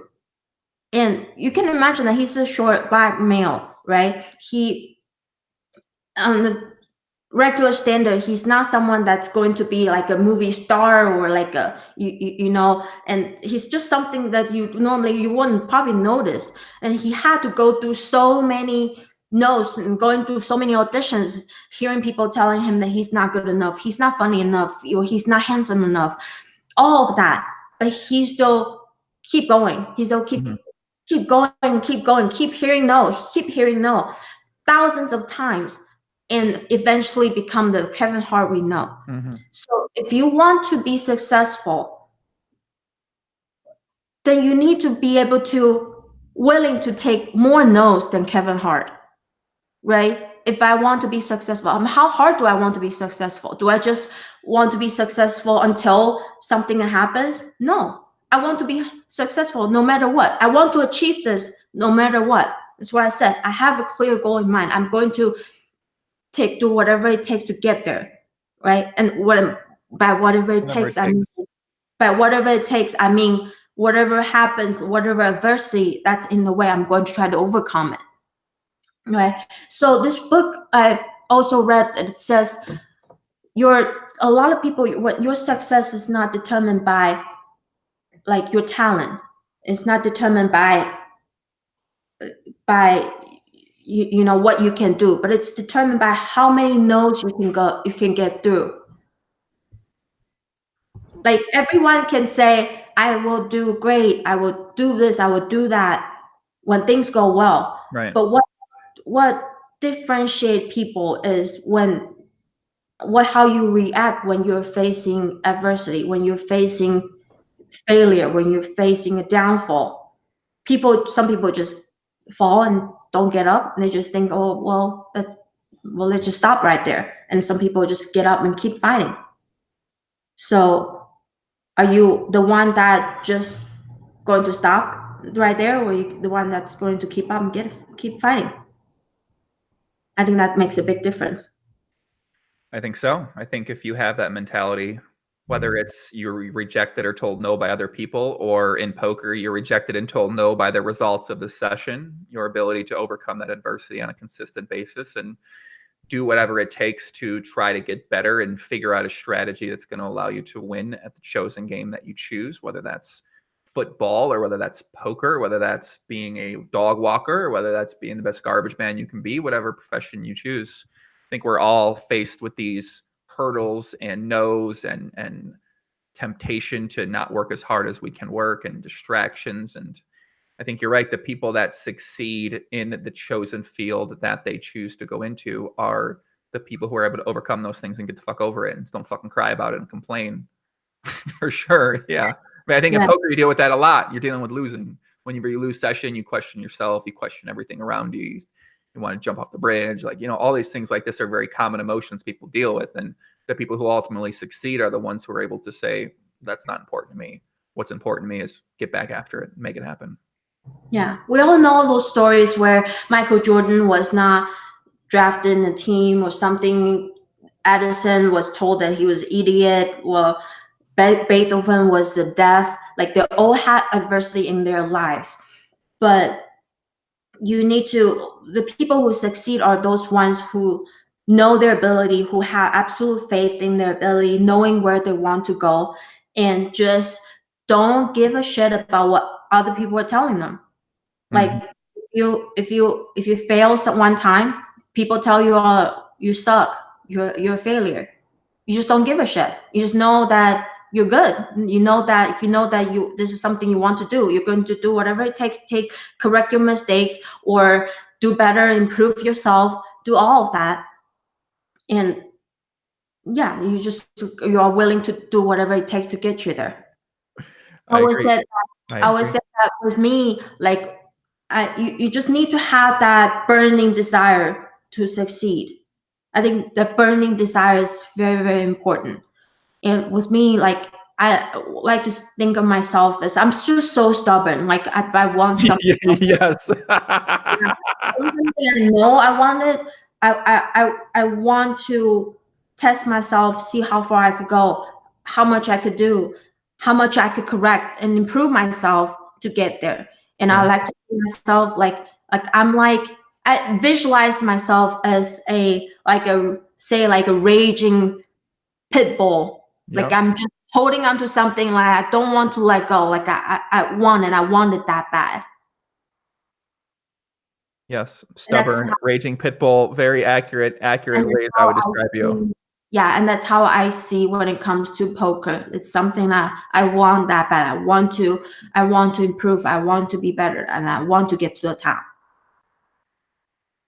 And that's what you're going to do. That's what you're in the process of doing right now. Yeah.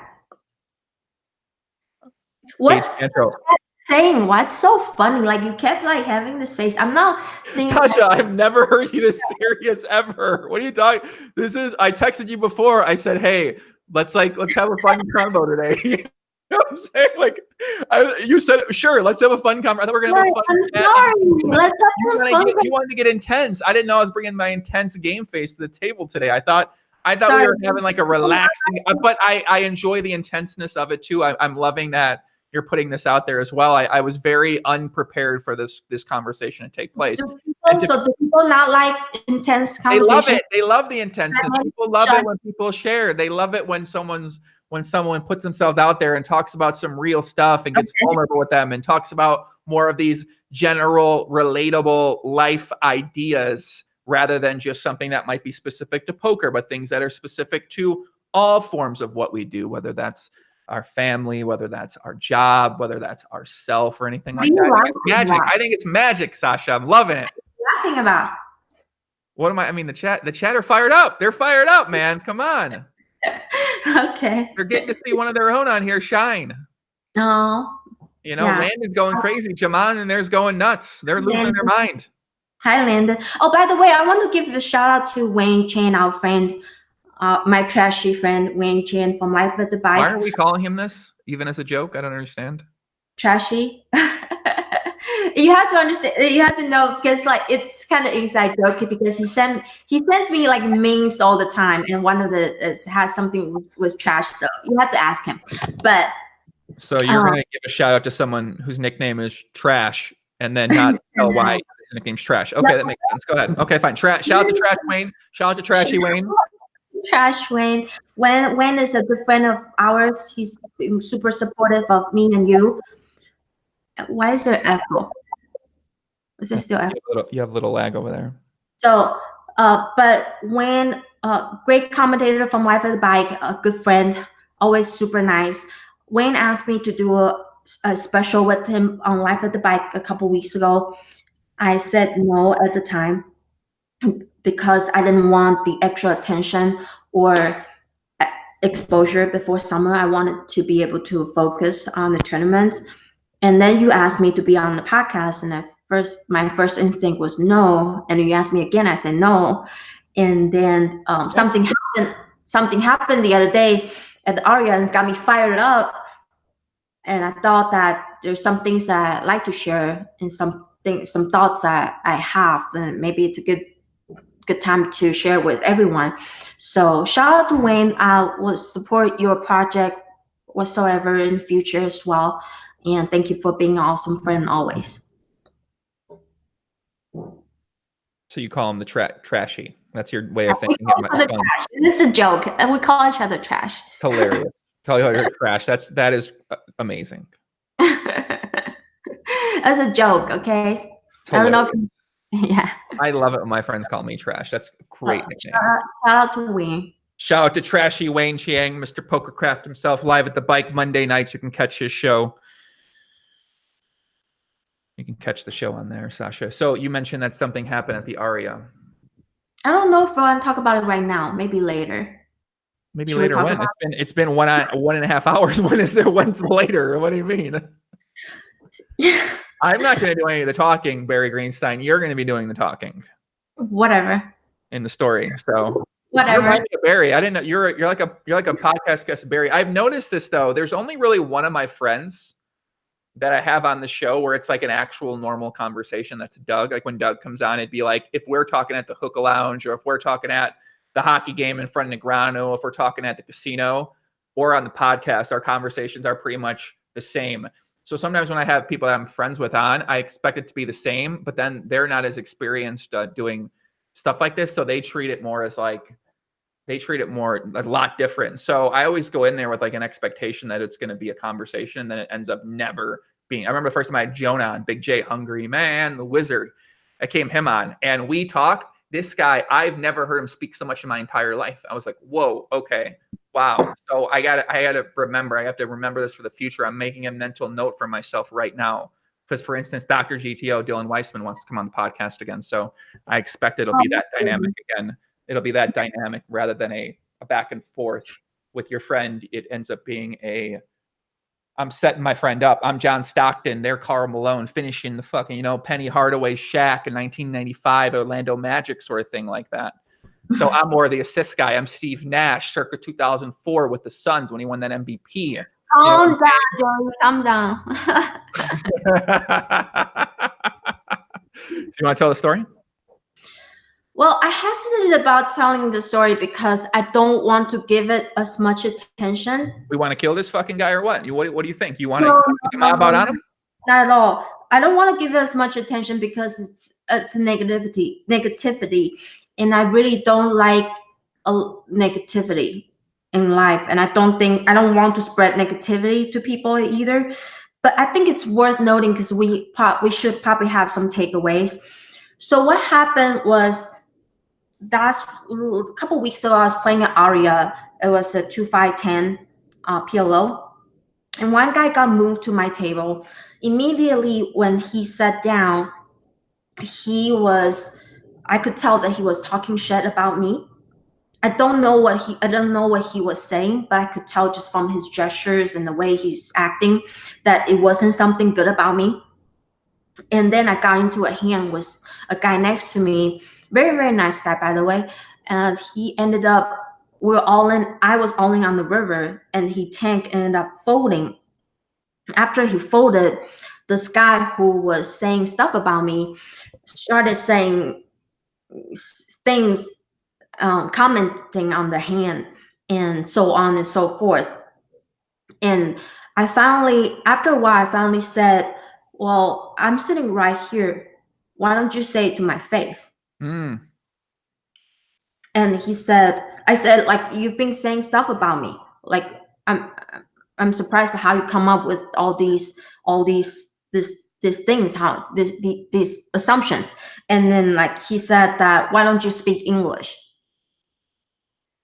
And that shocked me because I didn't think that was appropriate. And so I joked, kind of to mitigate the situation. I said, well, I'm sorry, I don't speak English. And he said, well, I can tell. So I know that this guy is coming toward me personally. And then so basically I told him, like, if I was a big guy, sorry, my cat is trying to mess with my camera. If I was a guy, then you wouldn't be saying this stuff to me. And he said, oh yeah, for sure I will. Oh, So, yeah? I'd like yeah. to see that. It'd be interesting. I would like to see that. I didn't think so either, but for sure he's doing that because I'm someone that he thinks that he could bully. So, but anyway, Floor didn't really say anything, as they usually don't. And then he and I got into a hand where it was anyway, board was queen deuce. I don't want to get into too much details, but board was queen deuce, where he bet, I called. He bet small, I called. Turn was a 10, so queen deuce 10. He bet small again. I didn't have much behind. If it had queen deuce, I had 9 outs to the nuts. If I had queen 10, I had 6 outs to the nuts. So I thought about it. It was heads up at the point. I thought about it. I shoved on the turn at the board of queen deuce 10. He tanked and tanked and tanked. And tanked for a little bit longer. He said, you got me this time, huh? And I didn't say anything, as I usually don't say anything at the table. He tanked for a while longer. He said, I think you really got me this time, huh? I said nothing. He tanked a little bit longer. He said, I think you really got me. And then I finally said, because he's tanked for a while, I said, well, there's only one way to find out. And he tanked for a little bit longer. Eventually called. River was a 7, so queen deuce 10 7. I made queens 4 7s on the river, so I showed right away because I was the one who shoved. And then he looked at his card and then slowly turned over queen 10, and then bursted out laughing, and immediately said, like, oh, are you coming back? Are you going to rebuy? Oh, by the way, before this, You want me to find this? You want to find me? One of us go to the hospital. It's fine. I don't mind. I already know who it is. I already know the story, but it's getting me fired up a lot. I mean, listen, I might see this fucking guy this summer. I don't know. It is what it is. So I don't know. It is what it is. It is what it is. This happened. The other guy actually came. One guy from the other side of the table. This fucking guy. What is this? Yeah. So one guy from the other side of the table came over to me and said, I don't know you, and I just wanted to let you know, like, I wasn't saying anything bad about you. He was telling me that you took a big pot from him. So apparently, somehow, that guy lost a big pot to me. I don't remember him at all. I don't remember his face. But apparently, he was salty about it and was talking about it. So this happened before this incident. So after he won, he slow rolled me. He immediately said, are you gonna come back? Are you gonna rebuy? And so on. And I just, like, I could not believe it. Like, it was just, I thought it was really inappropriate. It was out of line. And what I also didn't believe is nobody said anything at the table. And so I was really stunned. And I normally don't let anything affect me at the table. I'm usually very emotionless. But this, for some reason, it just got me. Like, it got me very. I was more confused and surprised that people are like that. Like they're so proud of being like that. It's almost like because I tell you why he's so proud. He afterwards he told me his full name. He told me his middle name. Like he's so proud of it. He's so happy about What's he proud? What's he proud about exactly? He's a cocksucker at the table to somebody you don't even fucking know. What is that? Because he proud of? I'm confused about this. Where's the joy in this? You go to the table, you act like a fucking asshole to somebody that you don't know. You make an uncomfortable experience for people at the table. You know, slow roll is what it is. I just don't understand. What's he proud of exactly for being a cocksucker? What's this fucking guy proud of? I don't get it. That's what I don't understand, right? Like, and normally I don't care about slow roll, really. Like, slow roll is fine. Like, I really don't think it's as serious as it is. But I could just, like, the entire process, I could just sense the hostility. And he's just not even backing down. He was just so happy about it. And that just baffles me. Like, I really didn't understand why there are people like that, you know? So, and when I got up, I said to the entire table, I said, guys, like, does nobody have anything to say about this? Because there are at least two PLO regs that I play constantly all the time. And they look at me, they're like, they want to say something, but they didn't say anything. And I said, guys, like, you really think this is okay? And then eventually the guy next to me said to that guy, he said, come on, just stop, just for me. And then the guy finally like said, oh, okay. And so I got up and I left. I actually left crying, and I really don't want to admit it because it shouldn't affect me, and I don't want it to affect me. But in reality, it is because I'm human.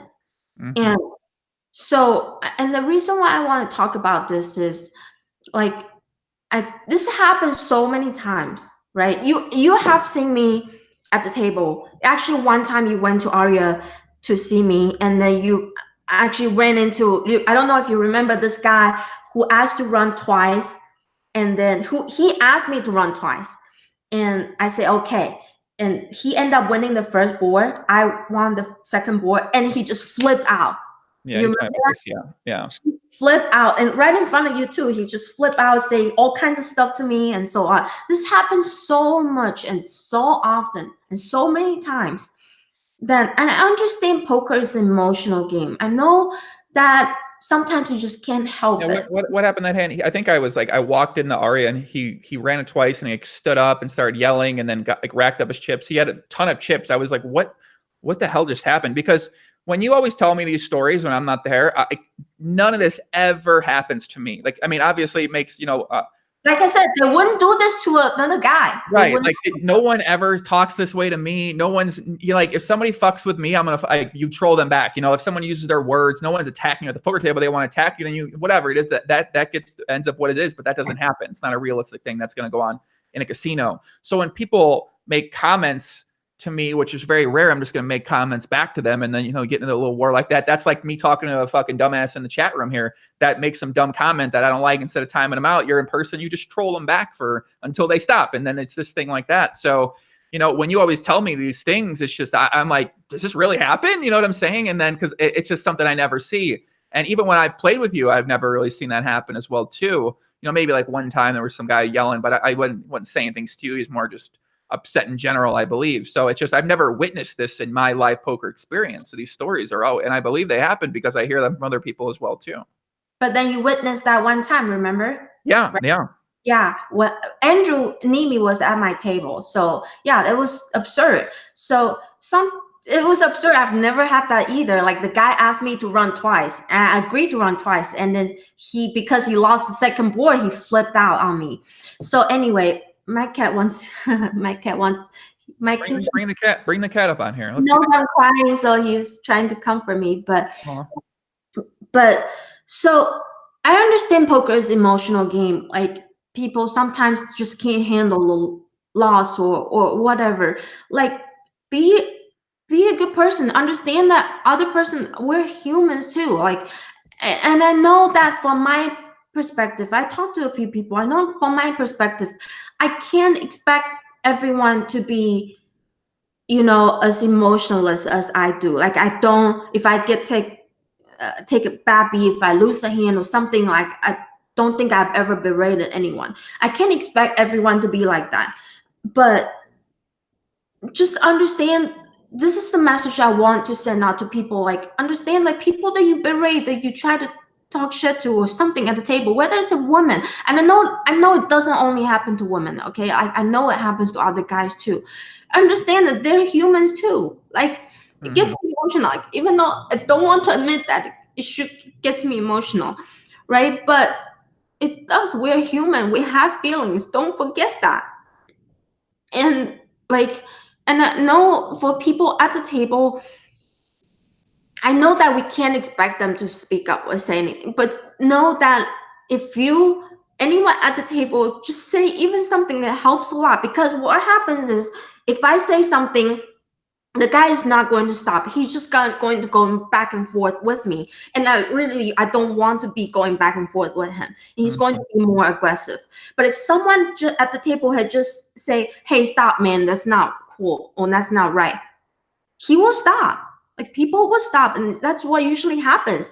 Because like those people, when they're lashing out, they're usually in an emotional state, and they're usually not thinking rationally. But if someone had just like remind them, hey, and I don't believe that they're all bad, and if someone had just remind them, hey, that's our line, when that's inappropriate, most people stop. Like the other day at the Aria, also one guy was like being very angry at the dealer for no reason. The dealer was just doing his job. He didn't do anything wrong, and the guy was just telling the dealer how you were being so rude and so on. He kept going on for a while, and nobody said anything. And eventually I said, the dealer was just doing his job. He didn't do anything wrong. He wasn't trying to be rude. And after hearing that, he immediately stopped, because he now knows that if nobody says anything, he thinks he's right. He thinks he could go on. He could get away with it. But if someone just comes out and even just say slightly like, hey, that's not right, when that's not cool, they usually will stop. They usually will be okay with it. And then they will think a little bit more rationally. So I know that I can't expect people to speak out at the table, but just know that if you do, like really helps, like really would improve that situation by so much. And yeah, so that's the message what I wanted to say. And I really, and also for people out there, for women out there, players out there, know that there will be so many people that do these things. You're not alone. You're not by yourself. Okay, there are people like me, like other people, that get affected by this. They have feelings toward this. So know that you're not alone, but also know that there's so many people out there. They're going to try to do this. They're going to try to throw you off your game, whether during summer, especially summer, right? People are going to do whatever they can to get you off your game, get you emotional, get you on tilt. Don't let them affect you. Don't let them take you off your game. Don't let them change you, whatever you're there to do. Just block them emotionally. And I know I usually do. And this thing, for some reason, this guy, I was just so baffled, and it got me emotional. I left Aria crying. So if you're out there, know that if that's what you want, then you did it. But also, I don't want anything bad done to him. I know this guy's name. He gave me his name. He gave me his middle name. I don't want anything bad done to him. But if you're listening, I want you to know, like, I hope you find enough joy in your life, or enough things in your life, that you don't feel like you need to do this to somebody else to feel satisfied, or to feel joy, or to feel happy. That's what I want to say. Nothing done to him, huh? No, it's okay, because then what? He's just going to be more resentful. He's going to do this to other people and so on. What's the point? The point is to think about what you're doing to people. You wouldn't want that to be done to yourself, right? You wouldn't want that somebody else do that to you. Why do that to others?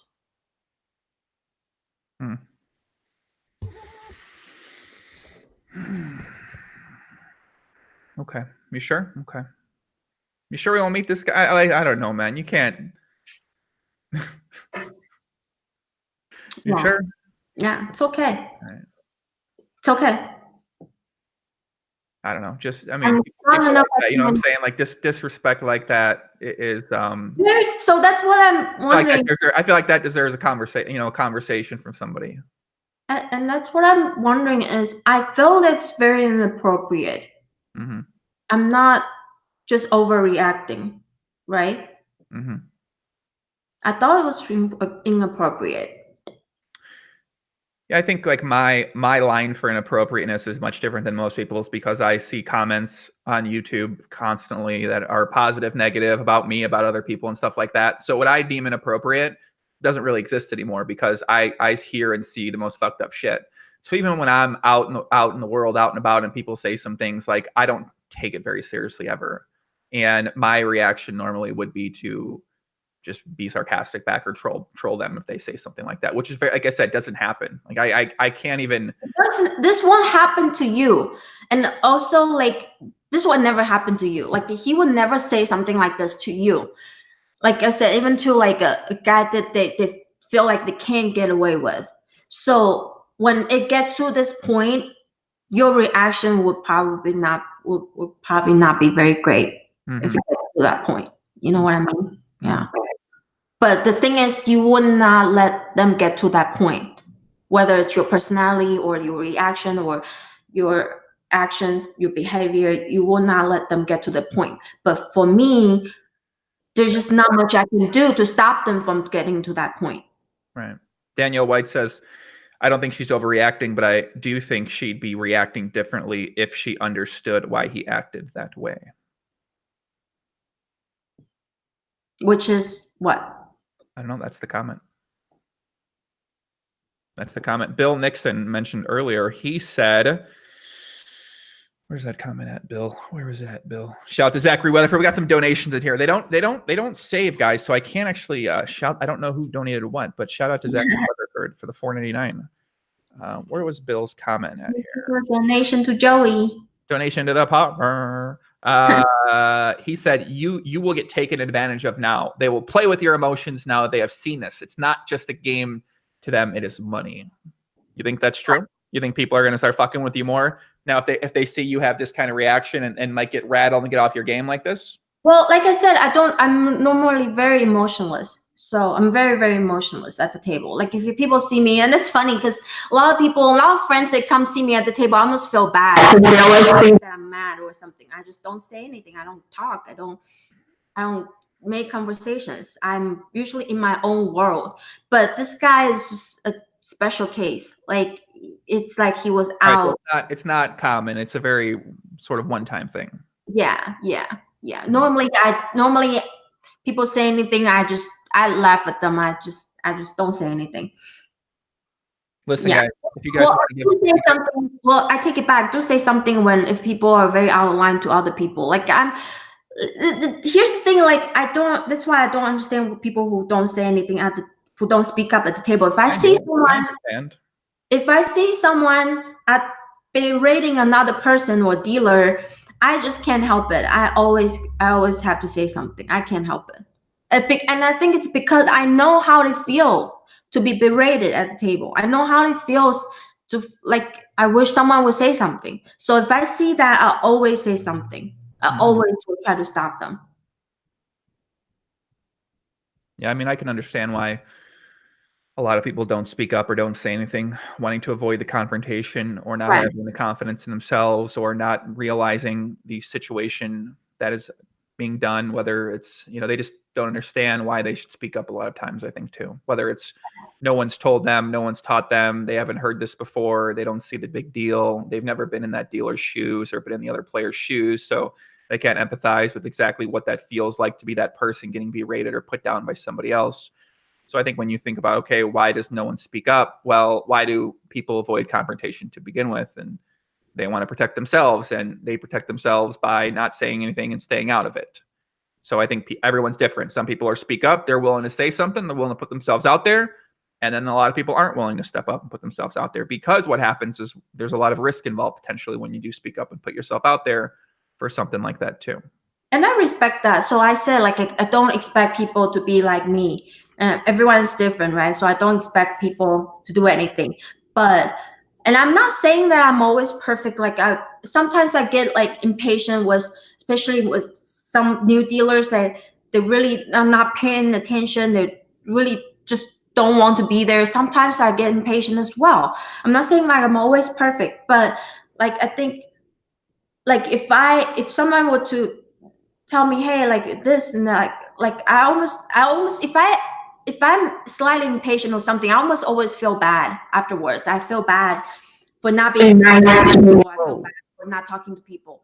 But I think what baffles me about this guy or this incident is this is someone who just outright just has no remorse, that just does not feel bad at all. Mm-hmm. And I've had people I've had actually many instances where people were being asshole to me, and then they immediately like apologize, or afterwards they apologize. So I understand that. Like in poker, if you lose a hand, if you're just getting emotional in a heated moment, like you sometimes if you can't really control your feelings or emotions or tempers as well, like you say things that you probably don't mean.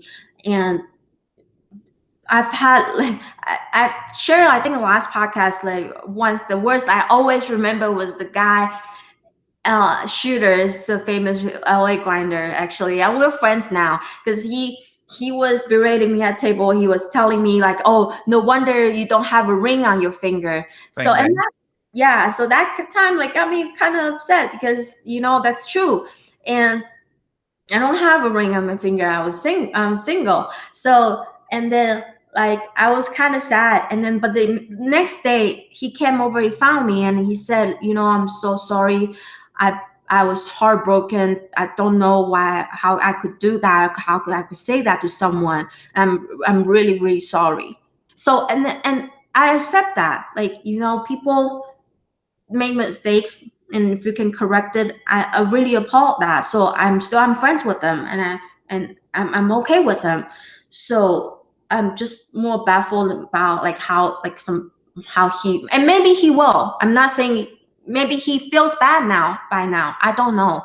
You might. But that's what baffles me more. What about a heads-up match, you versus him? Fine. You accept? Maybe that'll a little grudge match. Yeah, It's set up. I'm not opposed to it, but right now, without knowing him and how he thinks, I don't want to be on that level.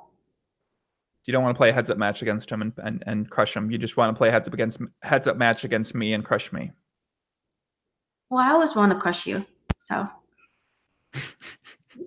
But can we talk about something more lighthearted for a little bit, Sash? What I said, like I don't want to talk about it as much, is also I don't want to give him attention because I don't think he deserves that. He doesn't really have attention. It's like anonymous dude. Fucking, he's got like a few friends, whatever. Come on, the guy don't got any attention anyway. Right. That's what it is. No one knows what the guy is. Guy's probably happy. Maybe he wants to be named. I don't know. This type of incidents, we'll get him on the pod, Sash. We'll talk to him about it. No, I don't want to give this type of incidents as much attention. Like, okay. So, but there's just some messages maybe we could get out there. If you want to choke slam this guy, smash the fucking like button on this video right now, okay? If you want to go out there and defend Sasha's honor with me, Landon, and Harbs, and Straight Flizzy, let me know. We got a squad building up in the chat. I don't know. No. Landon's ready. Landon's got this. He's got his plane ticket bought. He's ready to come out here. Shout out to Landon. 240. He said he's ready for that action, man. I don't know. Landon's a little young man. These young kids, man, trying to prove themselves out there. 20 years old, man. Landon's ready, man. He's getting fired up. He's been seeing you in the chat. Now, you know what I'm saying? He's a fired up guy right now, man. He's ready. Harvey, he's got the fucking private jet book ready to get booked right now. He's ready to get out here too. So, yeah, Mark Rubin, how does Sasha think Barry would have handled the situation? Barry? Yeah, what would Barry have done? Barry would just say, first of all, I don't think this will happen to Barry ever. You don't think so? No. Okay. This will never. I don't think this will happen to Barry. But Barry would just not say anything. Barry, take him outside. Whip that. Come on, man. Barry's got the goons coming on, man. He's got the goon squad. Barry would. He's got the goons. Yeah, whatever. It is what it is. That's good. So can we talk? Can we banter in a casual way for a little bit to for the final home stretch here, Sasha? This is intense. What do you want to talk about? Angry. I don't want to get angry on the pod. I'm getting like mad. I know all you think about is strip poker. What? That's what you want to do. That's all you think about is strip poker. That's all you want to do. I want to play strip poker. What are you talking about? Yeah, you say you want to play strip poker on stream. When did I say that? Yesterday. No, I didn't. Yeah, you did. You want to play strip poker? I want to play strip poker. You want to play strip poker on Who do I want to play strip poker with? Me. What? Joey, stop pretend. No, I don't. What are you for real? I don't want them to. Are you fine? Fine. You want to play? No. Okay. We have to take this to a different site. You really want to get naked? I never said this. What are you doing? Why are you making things up? No, I won't be the one who gets naked. Let's get serious. Come on. Stop it. Let's get serious now. Let's get serious. Did you just say you don't want to be serious? Well, I want to be serious to a degree. You want serious? Joey, make up your mind. You want me to go all in, Sasha? You want me to be all in? Song that we made. You what? All in song. Do I remember the song that we made? Yeah, I do. I think the lyrics are. Do you want to sing the song that we wrote? Joey. So everyone knows Joey had a prop out last summer. This is last summer. Yeah, last summer. And Joey and I actually wrote up a song. It's called All In Song. We wrote up everything, the lyrics. I had the music line up. And then Joey chickened out. He eventually made the song about Gus Henson. But we had a song in line, like we made everything. The song's awesome. It was pretty epic. The song would be a smash hit for sure. Yeah. For sure. Yeah. All in. All we want to do is all in. It had the chorus. That chorus was a banger for sure. The chorus was a banger. I wanted the chicken. Come on. Ila Kulipis just said, Ila Elepticosia says, Joey, I've been following your podcast for only 2 months. I don't know where this goes. And I've got to say, I freaking love your persona and your energy. It rubs off me in an extremely positive way. And thank you so much for that. Listen, buddy. Sasha, should I tell him about that idea we were talking about? I'm going to start my own Prime Mind service. It's going to be called Papi's Prime Mind. All right? Elliot Roy can sue me, Fedor, take me to court, whatever. I don't give a fuck. I'm going to start Papi's Prime Mind, where I will verbalize my energy and put that into words so that you can play it during different times. So, for instance, Sasha, we're talking about this when you're down 2 buy-ins, you're sitting there, you're dejected, you need to prime your mind. You need a Papi prime your mind. You turn on Papi's Prime Mind, and I go, listen, all right, you're down 2 buy-ins. It's okay. Maybe you ran bad. If this will be for running bad, okay? This will be for running bad. You ran bad. That happens. I know you want to strangle this guy in the face. I know you want to put your hand around him and choke him out and throw him on the ground, but that's not what winning poker players do. You got to refocus. You got to get back to the table, sit down, lock in, play the way that you know you can win. You do not want to get emotionally out of control and start 4-betting with the queen 6 offsuit, calling a 5-bet, stacking off on a 6 and getting stacked for 200 big blinds against pocket aces. That's not what winning poker players do, all right? You don't want to be my man Timmy down the street who's been losing at poker for 7 years, works at Burger King, and takes money from his Uncle Sam to go play at the Venetian 1-2 game, all right? He comes down there to give you money. Let him give you money. Don't stoop down to Jimmy's level, Timmy's level. Get back out there right now. Focus in. Don't tilt. Don't play like a fucking idiot. Pretend that Big Papi's sitting there watching over your shoulder, staring at you. And if you do something, he's going to smack you upside the goddamn head. All right? Get in there. Lock in. Let's go. Let's get it. Boom. Papi's Prime Mind. People out there, you think Joey only says this on stream? No. This is how Joey is when we talk. This is exactly how Joey is when we talk on a daily basis.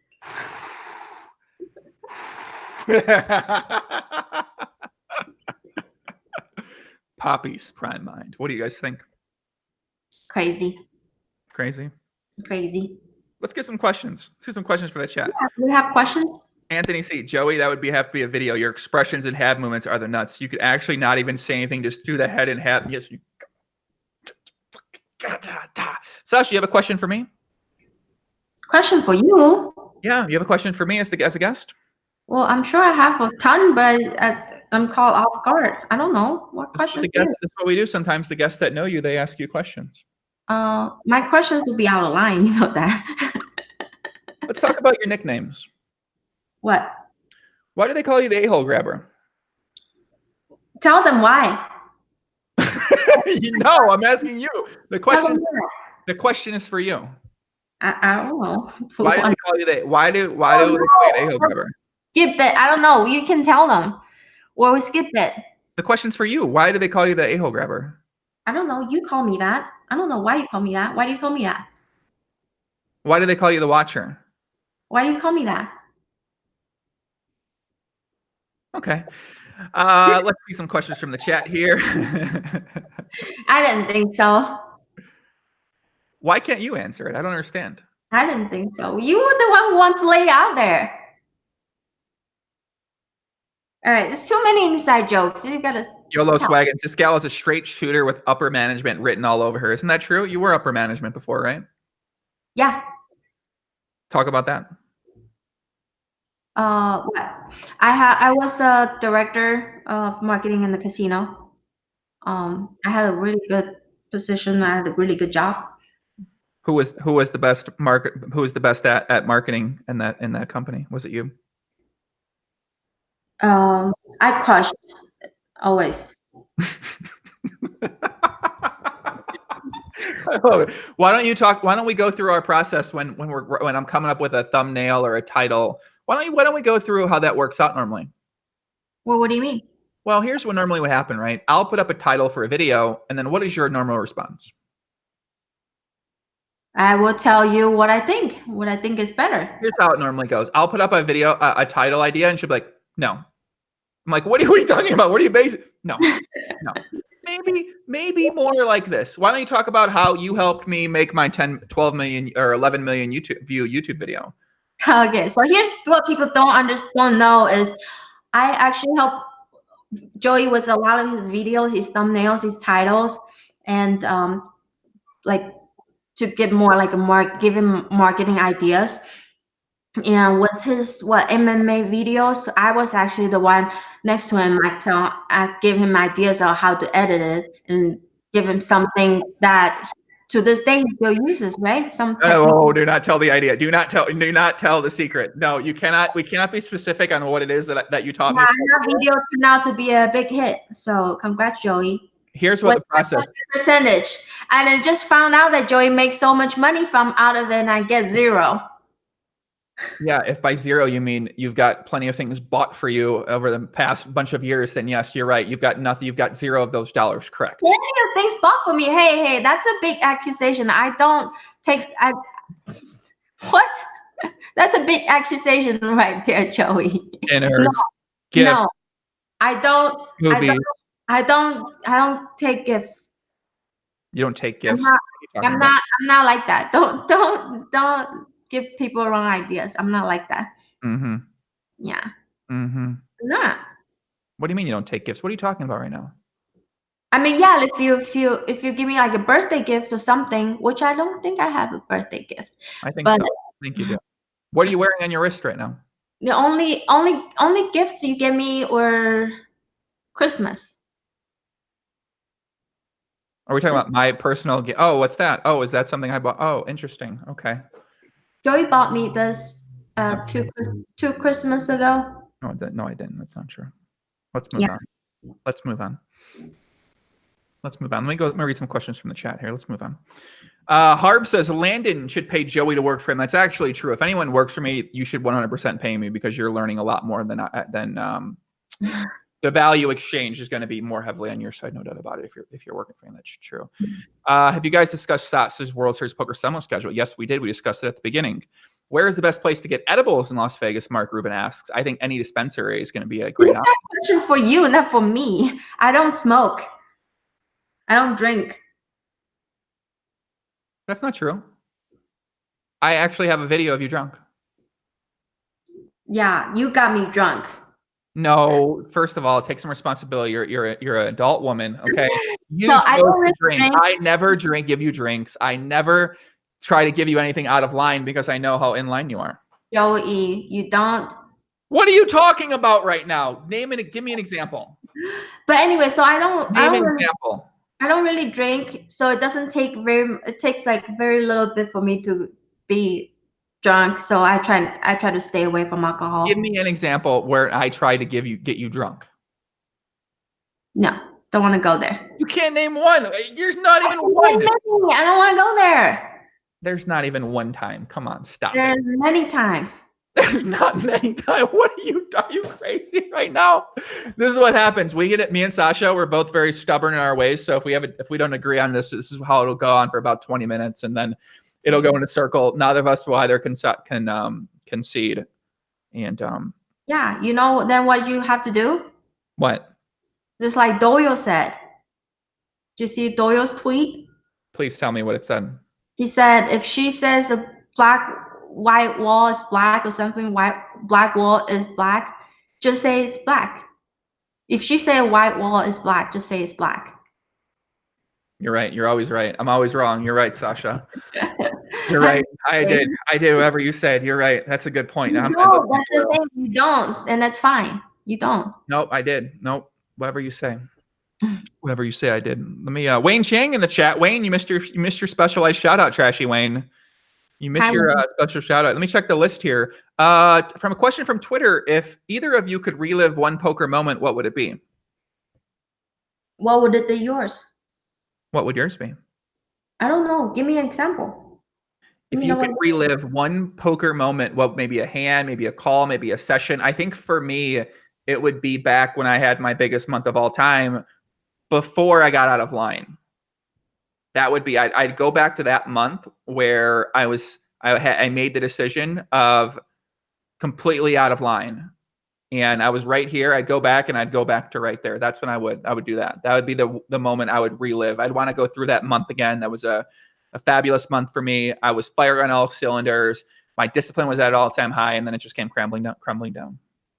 Huh. Yes, my 80K pot versus Jeans 89. That probably would be. That was during that month I'm talking about. So yes. Who? Jeans 89.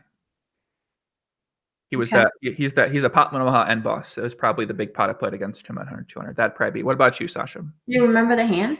I do remember the hand. I called so I raised out of position. He 3-bet. I think it was a cutoff versus high. I was hijack. He was cutoff.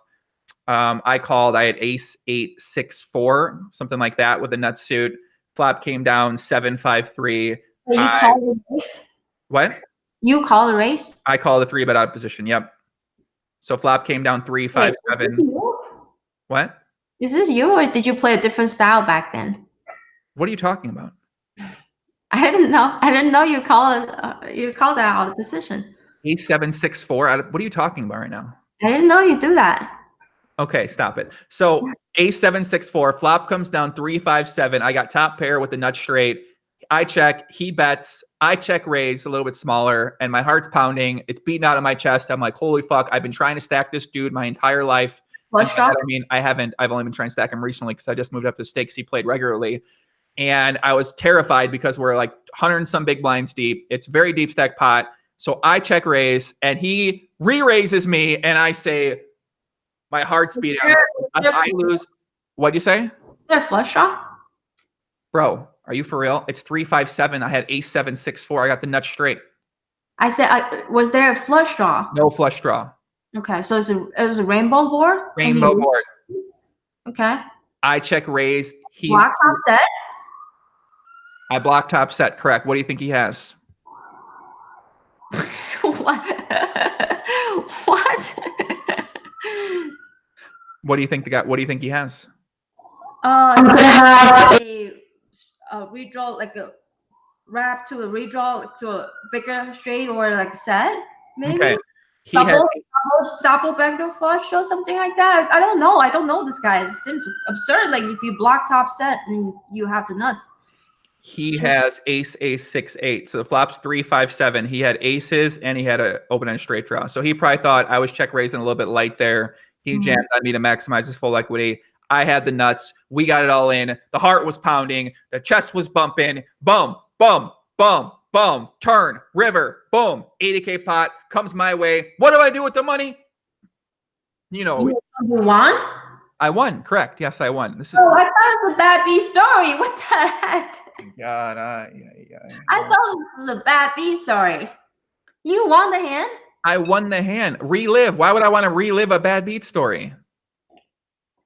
I thought it's something that you wanted to take back that you would do differently.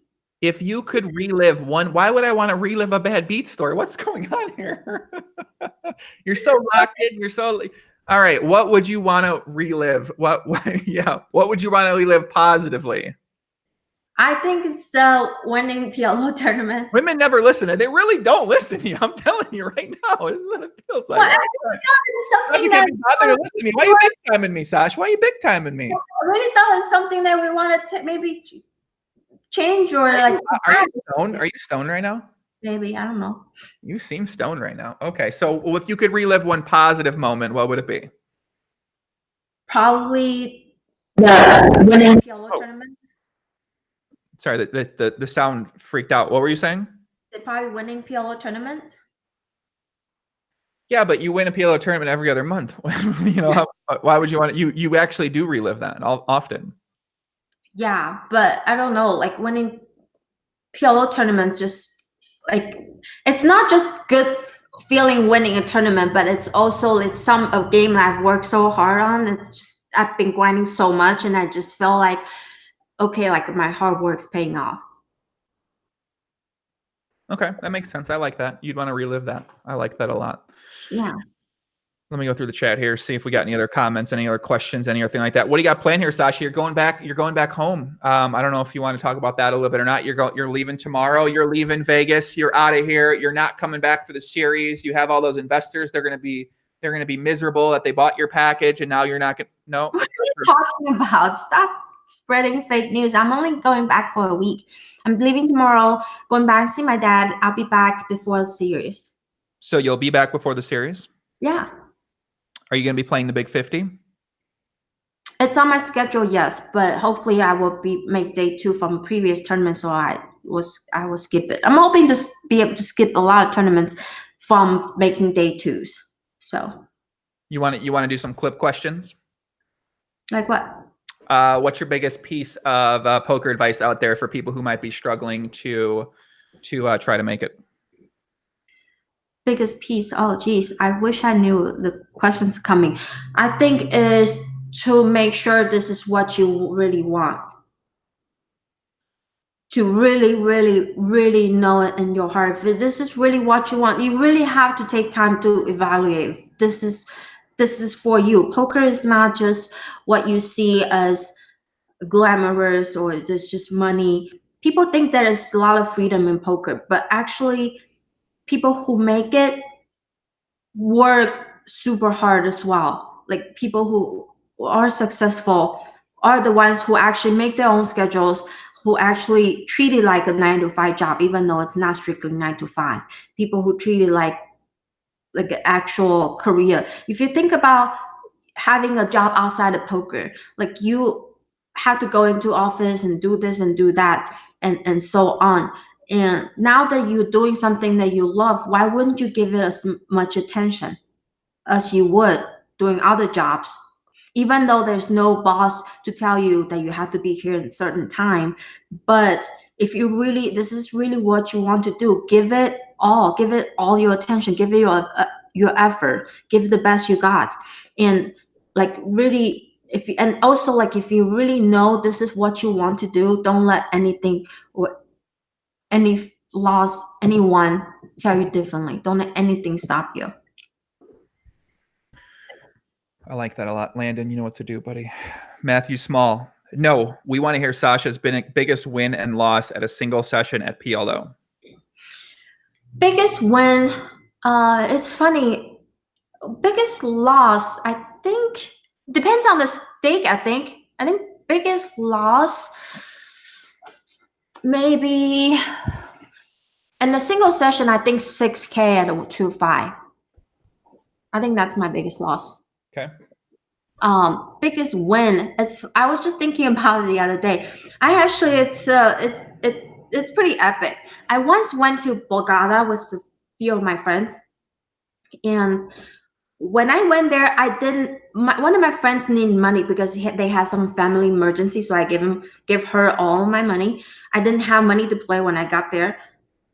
My other friend lent me $300, 350 or 60 to play. They had a series there, so I played No Limit Hold'em tournament with that money. I min cash it to like 700 something, so I gave back my friend 300. I had like maybe 350 left. I bought into 1-2 PLO at Bogota with $300. I rented up to 3,200 that day.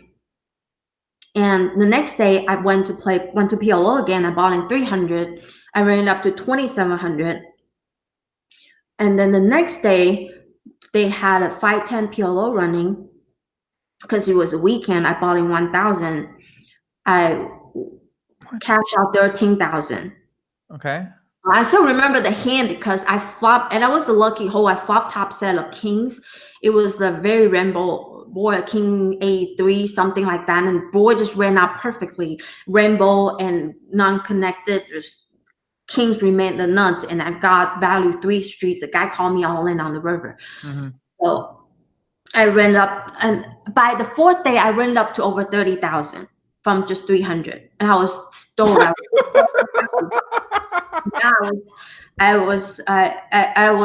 I felt feeling on top of the world, but then it gets better. At the end of the trip, so I had like 30,000 in my pocket. At the end of the trip, I sat down at the baccarat table. And this very few people know because I don't play table games. I don't enjoy playing any table games at all.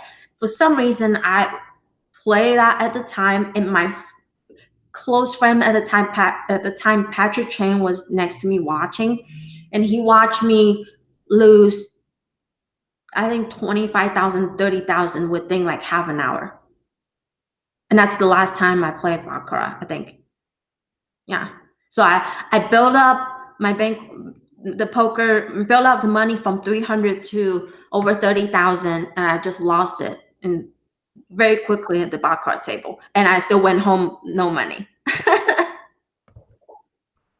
Yeah, so that was pretty crazy. What? That was pretty crazy. Did you have a career at this point? Were you working a job right now? I was working. Yeah, I was working at the time. So, and I went there. I went there giving all my money lending my money to my friends. So, it didn't seem like that bad a time, but also like it sucked to not bring that money back. You do have a lot of DEGEN in you, it sounds like. I mean, I know you have a lot of DEGEN in you, but now I hear that story. Like, I don't play table games. I just simply don't even enjoy it. You play table games to be a DEGEN. I'm saying you have DEGEN tendencies for sure. Like what? Like what? How many hours did you play that other session last week? A lot. Exactly. Something a DEGEN would do. I gamble on people more. I gamble on people. You go to the casino and you say, all right, I'll lose 1,000, and then all of a sudden you're in the game for 3,000, 4,000? What? How often do you go to the casino and say, all right, I'm going to play well, and then I'm not going to be down too much, I'm not going to be in for too much, and then you're in the game for much more money than you intended to be in for? Sometimes, not very often now though, because me and you, I made the bet with you, remember? But that was for 1-2. Exactly. 1-2. Okay. Exactly. You don't think you have any degeneracy? I definitely have some, but like I said, I don't gamble on table games. I think I gamble on people more in the sense where I trust people a little too much sometimes. Yeah. Like who? Like 2018 is one of my toughest year. I think I lost a lot of money from trusting people. Not on poker. I let one of my friends I thought was really close to me free roll me for a lot of money, and I also lent money to a friend that I thought was a friend. I lent him a lot of money, and which he still hasn't given me back. Like, give me back from time to time, but still hasn't fully given back yet. So yeah. So what's the takeaway from those? Unfortunately, I'm not quite sure. Unfortunately, I don't want to get to that point where being raised by my mom, like I don't want to get to a point where I'm just completely closed off to people and not trusting people. But also at the same time, it's kind of hard in Vegas to find people that you can trust. Do we want to talk about this guy that free-rolled your action who said he'd buy your action and just never gave you the fucking money? What's there to talk about? It's just I guess that's about it. I guess that's all that happened. It's just unfortunate. So the takeaway from that is that when you sell action, you get your money up front. You don't assume that someone's going to pay you a large amount of money.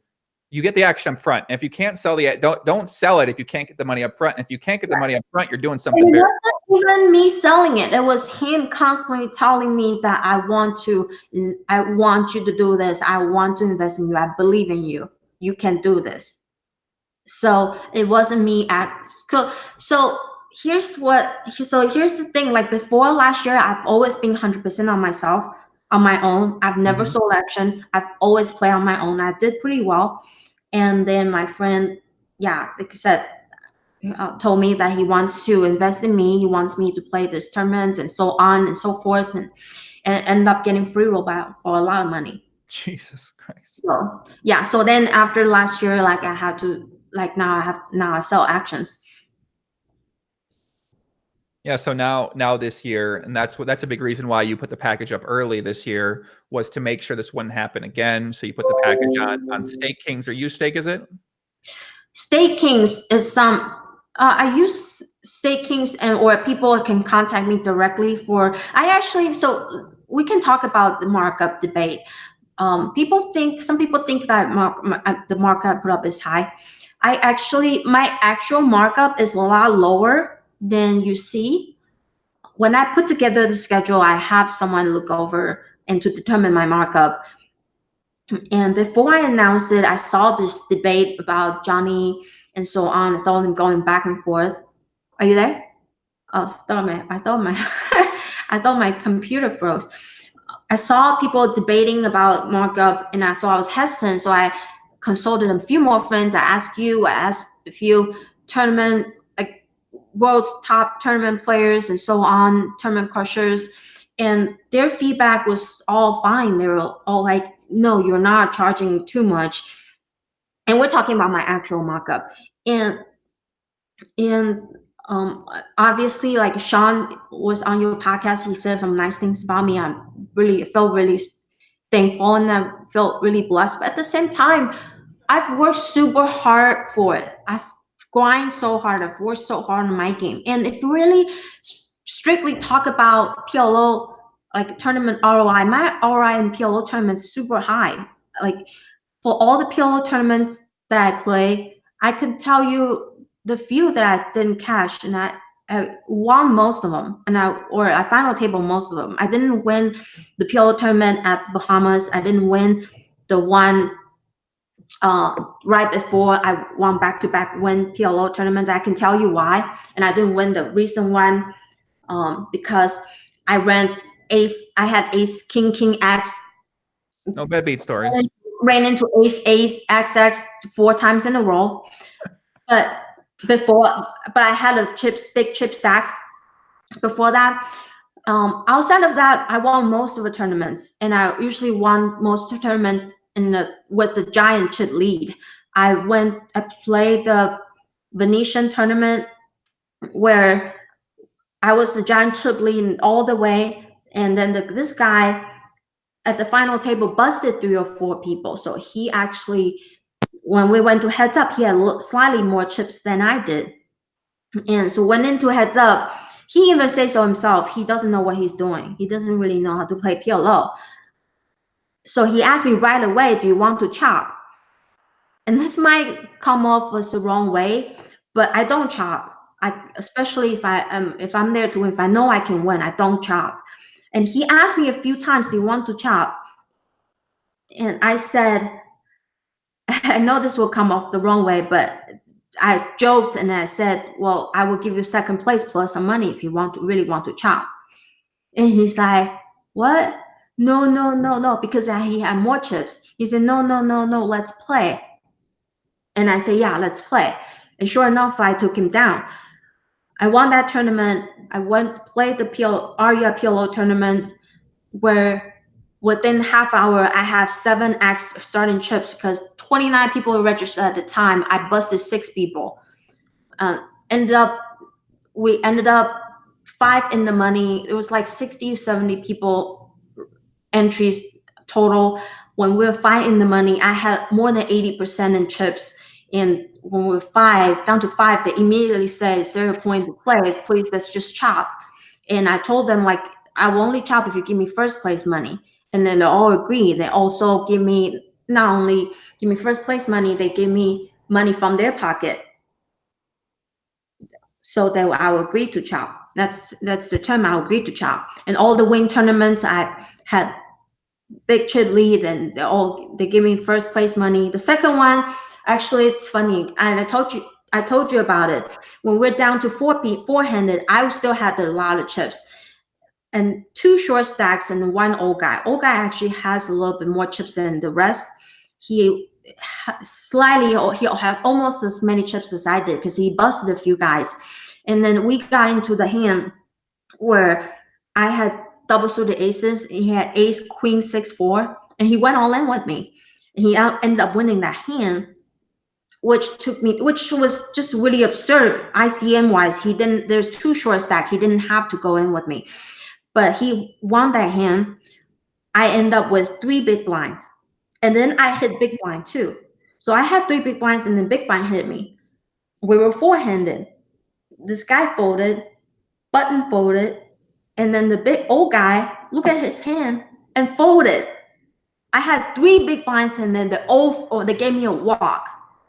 So at that point, I'd say to myself, there's no way I should lose this tournament. There's just no way.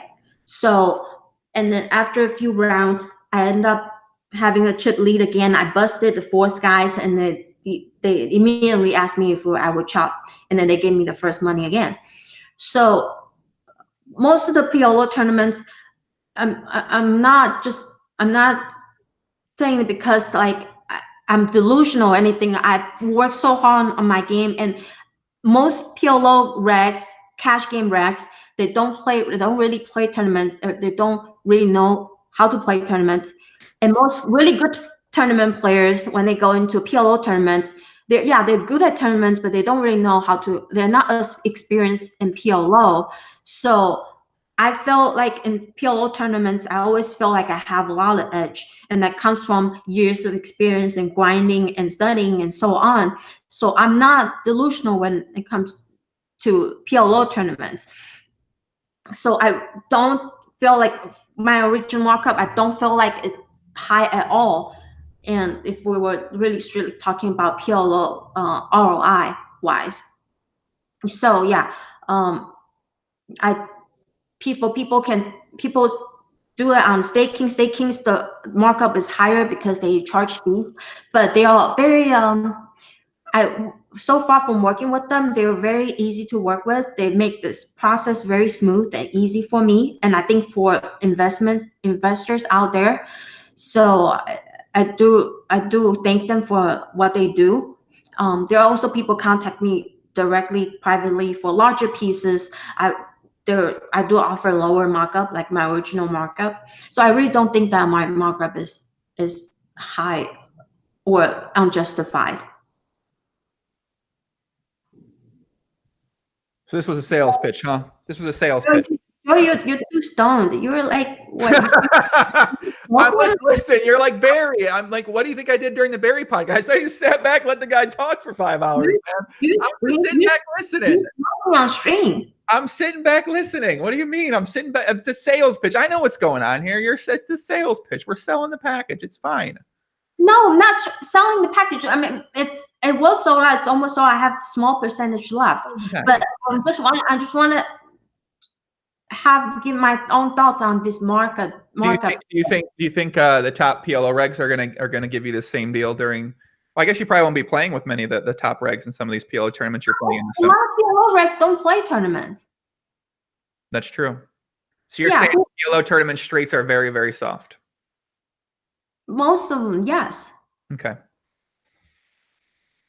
Yeah, and like I said, I'm not saying I'm the best players in the world, and I make mistakes. I still make mistakes to this day. Mistakes that I want to correct. And I know how to correct, but at the same time, like PLO tournaments and people who play PLO tournaments, most of them are just, they even say that they really don't have no idea what they're doing. Mm-hmm. Well, you know what, Sasha? I'm gonna play every PLO tournament you play this summer. Remember last PLO tournament or last 2 PLO tournaments we play? I got you to play. What happened? I busted you. You did not bust me in the you busted me the tournament before. You invited me to the fucking Rio to play the World Series Poker Circuit event and then busted me. with a very questionable pre-flop, with a very questionable flop call and then a miracle turn. That's not true at all. What are you talking about? It's not true. You needed a miracle. You needed the miracle ace on the turn.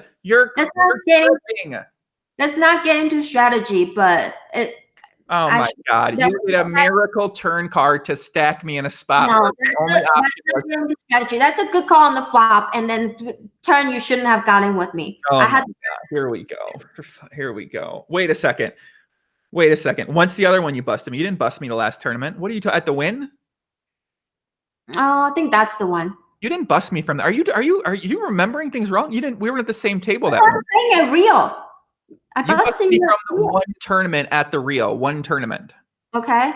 Why you just told them 2? Now it's 1. Exactly. You see, the information's getting miscrossed in your mind. You're just thinking, oh, I busted this guy so many times. What'd you say? Did I bust you or did I not? You busted me out of 1 tournament, not 2. Not the last 2 times. Okay.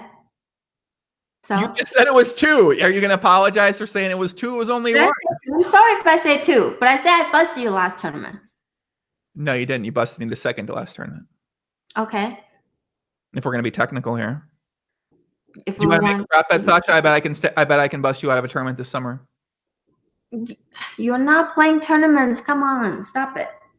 We'll go to the Golden Nugget right now. Play the $40 one if you want to go. You've been wanting to play that tournament for the last few days. Last week, you guys kept asking me, you want to play the 80 at Golden Nugget? Yes, a few times. I was like, yesterday we're walking through where? Valleys? Or somewhere. Anyway, it's a poker room. They have like a 20 people tournament, and then Joey's like, "You want to play that?" Go ask how much the night is. Let's go play that. Joey's crazy about like no limit hold'em tournaments now. Joey's turning his back on PLO for some reason. You're the first one to turn your back on PLO. You've been playing hold'em tournaments for the past bunch of months.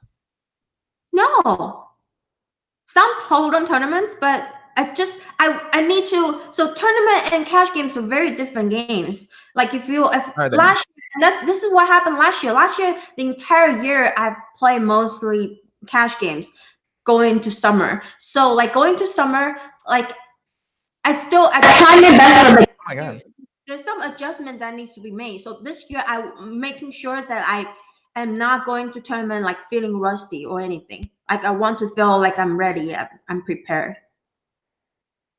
Okay. You feel like you're ready. You've been studying. You've been studying the tapes. You've been thinking about your mindset. You've been thinking about yourself, about your approach. You think you're ready to go, right? Well, I wish there's still more time. I always want more time to be prepared. But yeah, summer is here. Let's get it. I'm ready. I'm ready to get it after that. Okay. What are you going to do? What am I going to do this summer? Yeah. Listen, I'm just taking my day one day at a time. All right. I'm taking my summer one day at a time. I just want to stay alive, honestly, Sasha. You want to have good scores. You want to have good results. I just want to stay alive. Fair enough. I know you, so. So what do you think? You think I'll stay alive? I will make sure you stay alive. What are you talking about? Okay. It's going to be a great summer. Amen. Take a couple more questions from the chat. Then we're going to wrap it up. Coxie to Foxy with the 99-cent donation. Much love, Yay. Coxie. Thank you very much. You know what we're gonna do with that money? Thank you, Coxie. Maybe you should be a streamer. You could be one of those the Twitch streamers. Thank you for the donation. Thank you for the donation. I don't know if I'll be good at it. I don't know. You don't think so? Yeah, because when I play, I really don't like talking. So I can't imagine having to talk while you play. Do you ever look at the size of my arms compared to the size of your arms and wish that you spent more time in the gym working on your biceps? They can't see. The question stands. Do you wish that you spent more time in the gym working on your biceps to get them big as mine? No, why would I want big biceps? I don't know. I'm asking the question. I'm not sure. I don't know the answer. I'm asking the question. Putting the question. No. Maybe you do want bigger biceps. How would I know? No. You don't want bigger biceps.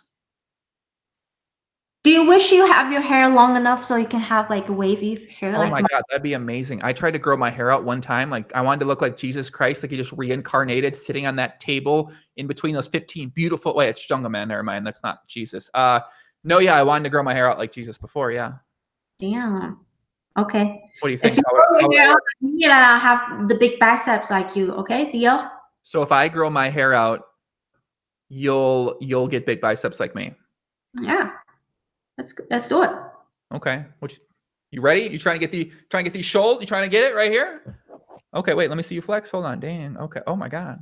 I mean, you are in pretty good shape. I always say that if you worked out more, you'd have it just be like chiselness. You have like the physique to build on. That's not what you said.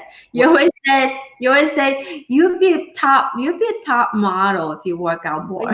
Why you would be? I don't understand. You got this perfect physique to build on, but you don't work out ever. You never worked out. You don't watch diet. You don't care what you drink or eat or whatever. I don't drink. You don't watch what you drink. You don't watch what you eat. There is no real diet. There is no working out. There is no what's the word I'm looking for here? I'm looking for something where they trim. Where's that thing when they trim the trees outside? Manicure. When they do the manicure, you're not manicuring your body. All right. You don't put the effort into your body. Manicure in my body? What are you talking about? Are you bored? I take care of myself. I'm not saying you don't take care of yourself, but you're not working out. You're not in the gym. You're not hitting that stair machine. You're not doing 200 steps. I'm definitely not as conscious as a lot of people are when it comes to diet and fitness. That I know, yeah. But something that I could definitely like. So, like I said, like I'm trying to do more yoga. That's something that I could very much improve on. What do you think about a yoga prep bet? What? Me versus you, yoga prep bet? What do you want to do? I don't know. What are you thinking? I don't know. What can we bet on? I don't know. Loser has to shave their head. You always do that. So we talk about a few prop bets. Oh, Joey always said loser have to shave their head. I feel like I have more to lose than you in that respect. I don't know. Put a counter offer up then. All right, we'll have to think about that. Okay. Brian says, I love feisty Asian females like Sasha. Listen, Sasha might be a lot of things, and she is definitely those things. Female, feisty, and Asian. That's a fact right there. All right. Gabriel Zamorano says, Sasha, a big hello from Canada. You are fun and wish you the best for the great summer. Go get it. Thank you. Some more comments. Poon Zordplok says, camera does not do Joey justice. I don't know what that means, but you're right, it doesn't. Because everyone meets me and they say, oh, I thought you'd be a lot shorter because I see you sit in that chair. I didn't realize you'd be so tall. That's what they say to me sometimes. So you're right. The camera doesn't do it justice. That's true. Why would she want man arms? Orbital, you're asking the wrong fucking questions, buddy. I don't. That's what I'm saying. What's Joey talking about? Why would I want biceps? I don't want them. Okay. You're asking the wrong questions. Joel Bradenberg, what if you buy a stake in tournament that she ends up not playing in? Then you get a refund. Yeah. Curtis J. Holt, does Sasha find it hard staying disciplined in Vegas? That's a good question. Actually, before I moved to Vegas, when I resigned my job, I was debating where to move. And actually no debate because I've always wanted to move to Vegas. But Barry was very much against me moving to Vegas. He kept telling me you should move to LA. And but housing is so much more expensive in LA. And Barry's saying that you can make that so much easier. The games in LA are so much softer and juicier. You can make your rent in just one session and so on. And there's so much more bad influences in Vegas. I never like really thought much of it because I don't drink, I don't smoke, I don't party. For the most part, I keep it to myself. I don't really go. I'm not on dating sites. I don't go out to like meet people. So I didn't think any of the bad influences could get to me. So I feel pretty safe. And plus, like always wanted to move to Vegas because Vegas. And people ask me all the time, like, do you still like Vegas? And my answer is always yes. Like, I've always wanted to live in Vegas. Back then, when I was living in LA, when I was working in that scamming company, sometimes I would take a bus to Vegas and just look at the lights, look at the buildings, imagine how people get there, imagine how people get their money, have their success.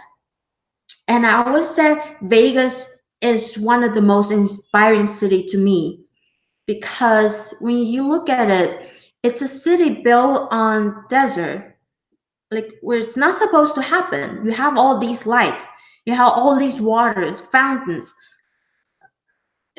It's not supposed to happen, but Vegas made it happen. The city made it happen. It's where the impossible really becomes possible. So this city in itself, whenever I look at it, it's just so inspiring. It's make me feel like I want to work harder. I want to get to the level I want to.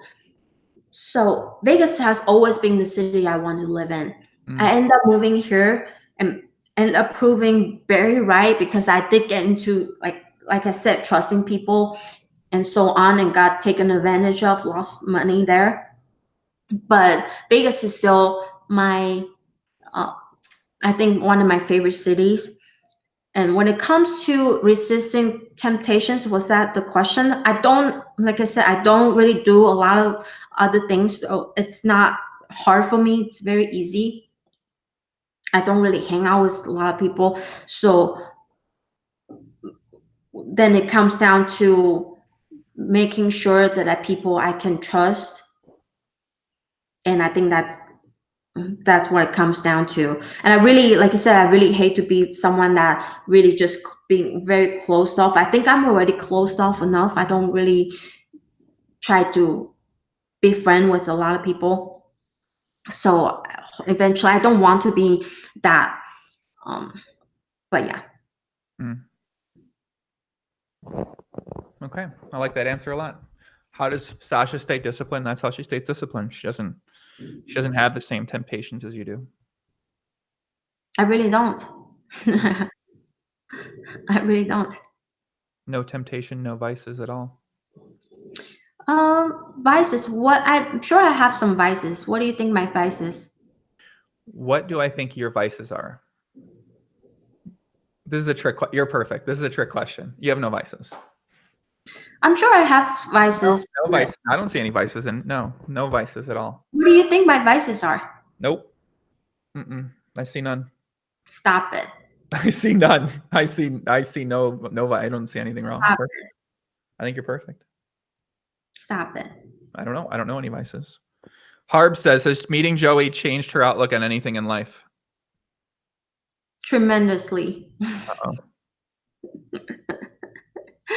Tremendously, but this will take forever to talk about, so I'd rather skip it. What do you mean tremendously? I'd rather skip it. Are you for real? What? What do you think? What do you think it is? What do you think it is? Joey is just very unique in his own way. Joey's outlook on people and everything is very different. So it really changes. It not changes, but it forces me to look at things in a different way and kind of accept it for what it is. Joey like grew up in a very different background than I do. And so yeah, I don't know. It's just too much. It's going to get very too serious. So I think we better skip it. What do you think? What do I think about what? Whether you change my outlook in life. Well, I don't know what your outlook is. So, I mean, I know I have for sure, but I don't know what those exact ways are. Yeah. I wouldn't dare speculate here on the podcast. That's for sure. Yeah. Lucky Luciano says, is Joey a bad influence? It's a great question. Honest answer? No, lie. Joey is both good and bad influences. Mm-hmm. Joey is both good influence and also very bad influence. That's true.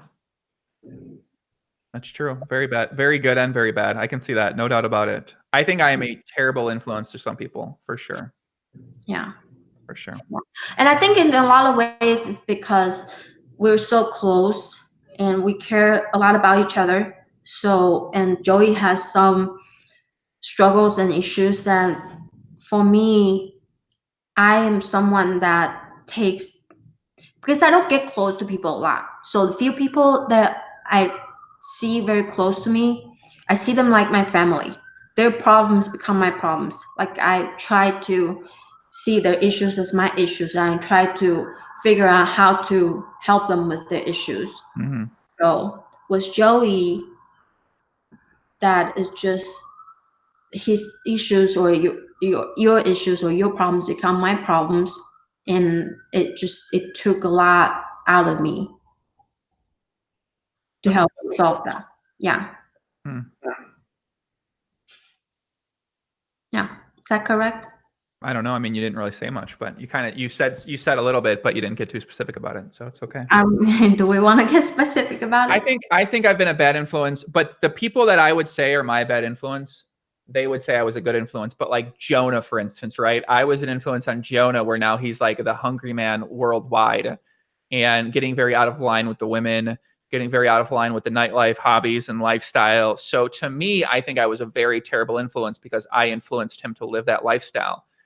And it's probably not the most GTO lifestyle for people to live as intensely as he is. So he used to be this nice Maltese boy who was in line, you know, good, try to treat people right. And then I turned him into this savage. So I think for him, I was a very, very bad influence. But other ways, I was a tremendous influence because I helped enlighten him a little bit and helped him get out of a very terrible situation he was in his life with the relationship and being unhappy and not wanting to spend his entire life doing what he was doing. So I helped him get out of that and gain proper perspective to move past that point. But then he also kind of turned into the wild man, hungry man, worldwide wizard. So yeah. Do you think I'm a good influence on you or bad influence? No. I'm not a good influence on you? Some ways, sure. Yeah. Some ways, good and bad. Devil and the angel, right? The devil and the angel. Yeah. Pretty much it. Someone said she's trying to save you from embarrassment, Joey. Listen, man, I'm fine talking about anything, man. I don't really mind. Good things, bad things, personal things, non-personal things. I'm telling you, Orbital showed me a lot from these comments today in the chat. Orbital is a blinded person, I can tell. What's he saying? He's just I can tell he's a blinded person by some of the comments and questions. He said about 5, but yeah, he's very interesting. Okay. I'm not reading the comments, so Don't do it. Is it bad? To be a bad influence on you, you're weak. It's actually a good point. If you are weak and somebody bad influence on you, I don't think so, because I have a lot of friends. Maybe I am weak then, because I have a lot of friends who are very heavy into the nightlife, going out, and for a while I love going out too, so they influenced me to go out rather than work at what I've been working at for many years. So I would argue that's a bad influence in terms of me being productive, but at the same time a good influence, getting me to do something that I also do enjoy. Now, if someone's a bad influence getting you to do something that you don't want to do, then maybe we could argue that you're weak, but I don't think so. I think people are also uneducated on why certain things are bad or what exactly the bad influence even means. And they don't understand exactly how they can approach a situation differently to not let somebody do that to them, because in their mind, they think they're being a great person and being a great friend and going along and trying to help out their friend, when it's actually a bad influence. So they're not weak, they're trying to be good in their own way. That's fair. Mm-hmm. Any other questions out there for the chat? Let's see. Hey, Ark. Hey, it's Ark. Ask who Sasha thinks is top female no limit hold'em player. Female no limit hold'em player. Ark my roommate Ark. So I have a roommate Ark is dear friend of mine. Shout out to Ark. I don't know much about female no limit holder players really.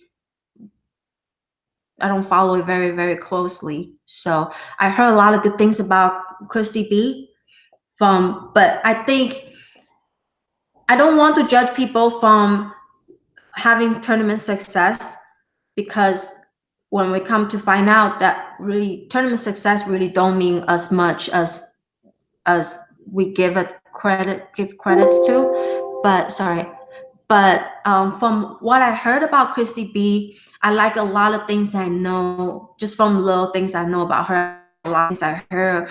She grinds very hard. She works super hard. I think that's the traits that I really admire and then I respect. So that's one person I know. I don't know much about other people. Hold on, my battery's running I think low. we'll probably wrap it up. We're about 3 hours, Sasha. Let's wrap it up. Yeah, I need to grab my battery's running low. So it's okay. Let's wrap up, guys. If you guys want to follow Sasha, it's at Poker Sasha on Twitter, at Poker Sasha on Instagram. She posts updates and chip stacks on all platforms, including some very nice messages she enjoys posting as well too. If you want to stay up to date on when the podcast with Gus Hands and Jungle Man are going down, you can subscribe to the YouTube channel or follow me on Instagram at Papi GTO, also on Twitter, Joingram1. And that's it. That's what we got here, guys. Big shout out to everybody in the chat for all the great comments. Ryan Salmon, Nasty Nate, What Bree, Brett McNary, Jerry Garcia, Joe D'Antoni, JMC Stone, Mike Lowry, Demetrius Pegalitos, Gabriel Zamoreno. I'll be back with a video tomorrow. And then Friday, we got a podcast. It's going to be a World Series of Poker improvement podcast where we just discussed, me and my boy David ODB Baker is a very creative young man, tournament player, recently had big success in WPT. He is a very creative guy, very creative businessman type of guy. We're just going to be talking about ways to make the WSOP better, ways to make it better. Maybe we get rid of that fucking hot dog stand in the middle of the Amazon room. Okay, this isn't the Kentucky Little League field. Okay, we're not in what's the city in Kentucky? Louisville? Is Louisville in Kentucky? Louisville, yeah. This isn't the Louisville Little League. Louisville, not Louisville. This isn't the Louisville 8-8 field Little League where the hot dog guy's walking around, hot dogs here. You know, like this is it. It's the World Series of Poker in Las Vegas, Nevada. Let's get the hot dog stand out of here. Let's put something presentable in there. Why do we got a middle of the hot dog stand in the middle of the Amazon room? So we'll talk more about that, talk more about the World Series Poker as he is as well too. And that's it. That's coming Friday. Tomorrow, I don't know what video I'm putting up. Saturday, I think I'm going to put up a World Series Poker video. And then Sasha will be back going to Taiwan. And then she'll be back ready to crush the World Series of Poker coming up here. Right, Sasha? Yeah. Let's do it. Amen. That's it. We're out of here. Peace out, guys. Much love. Take care.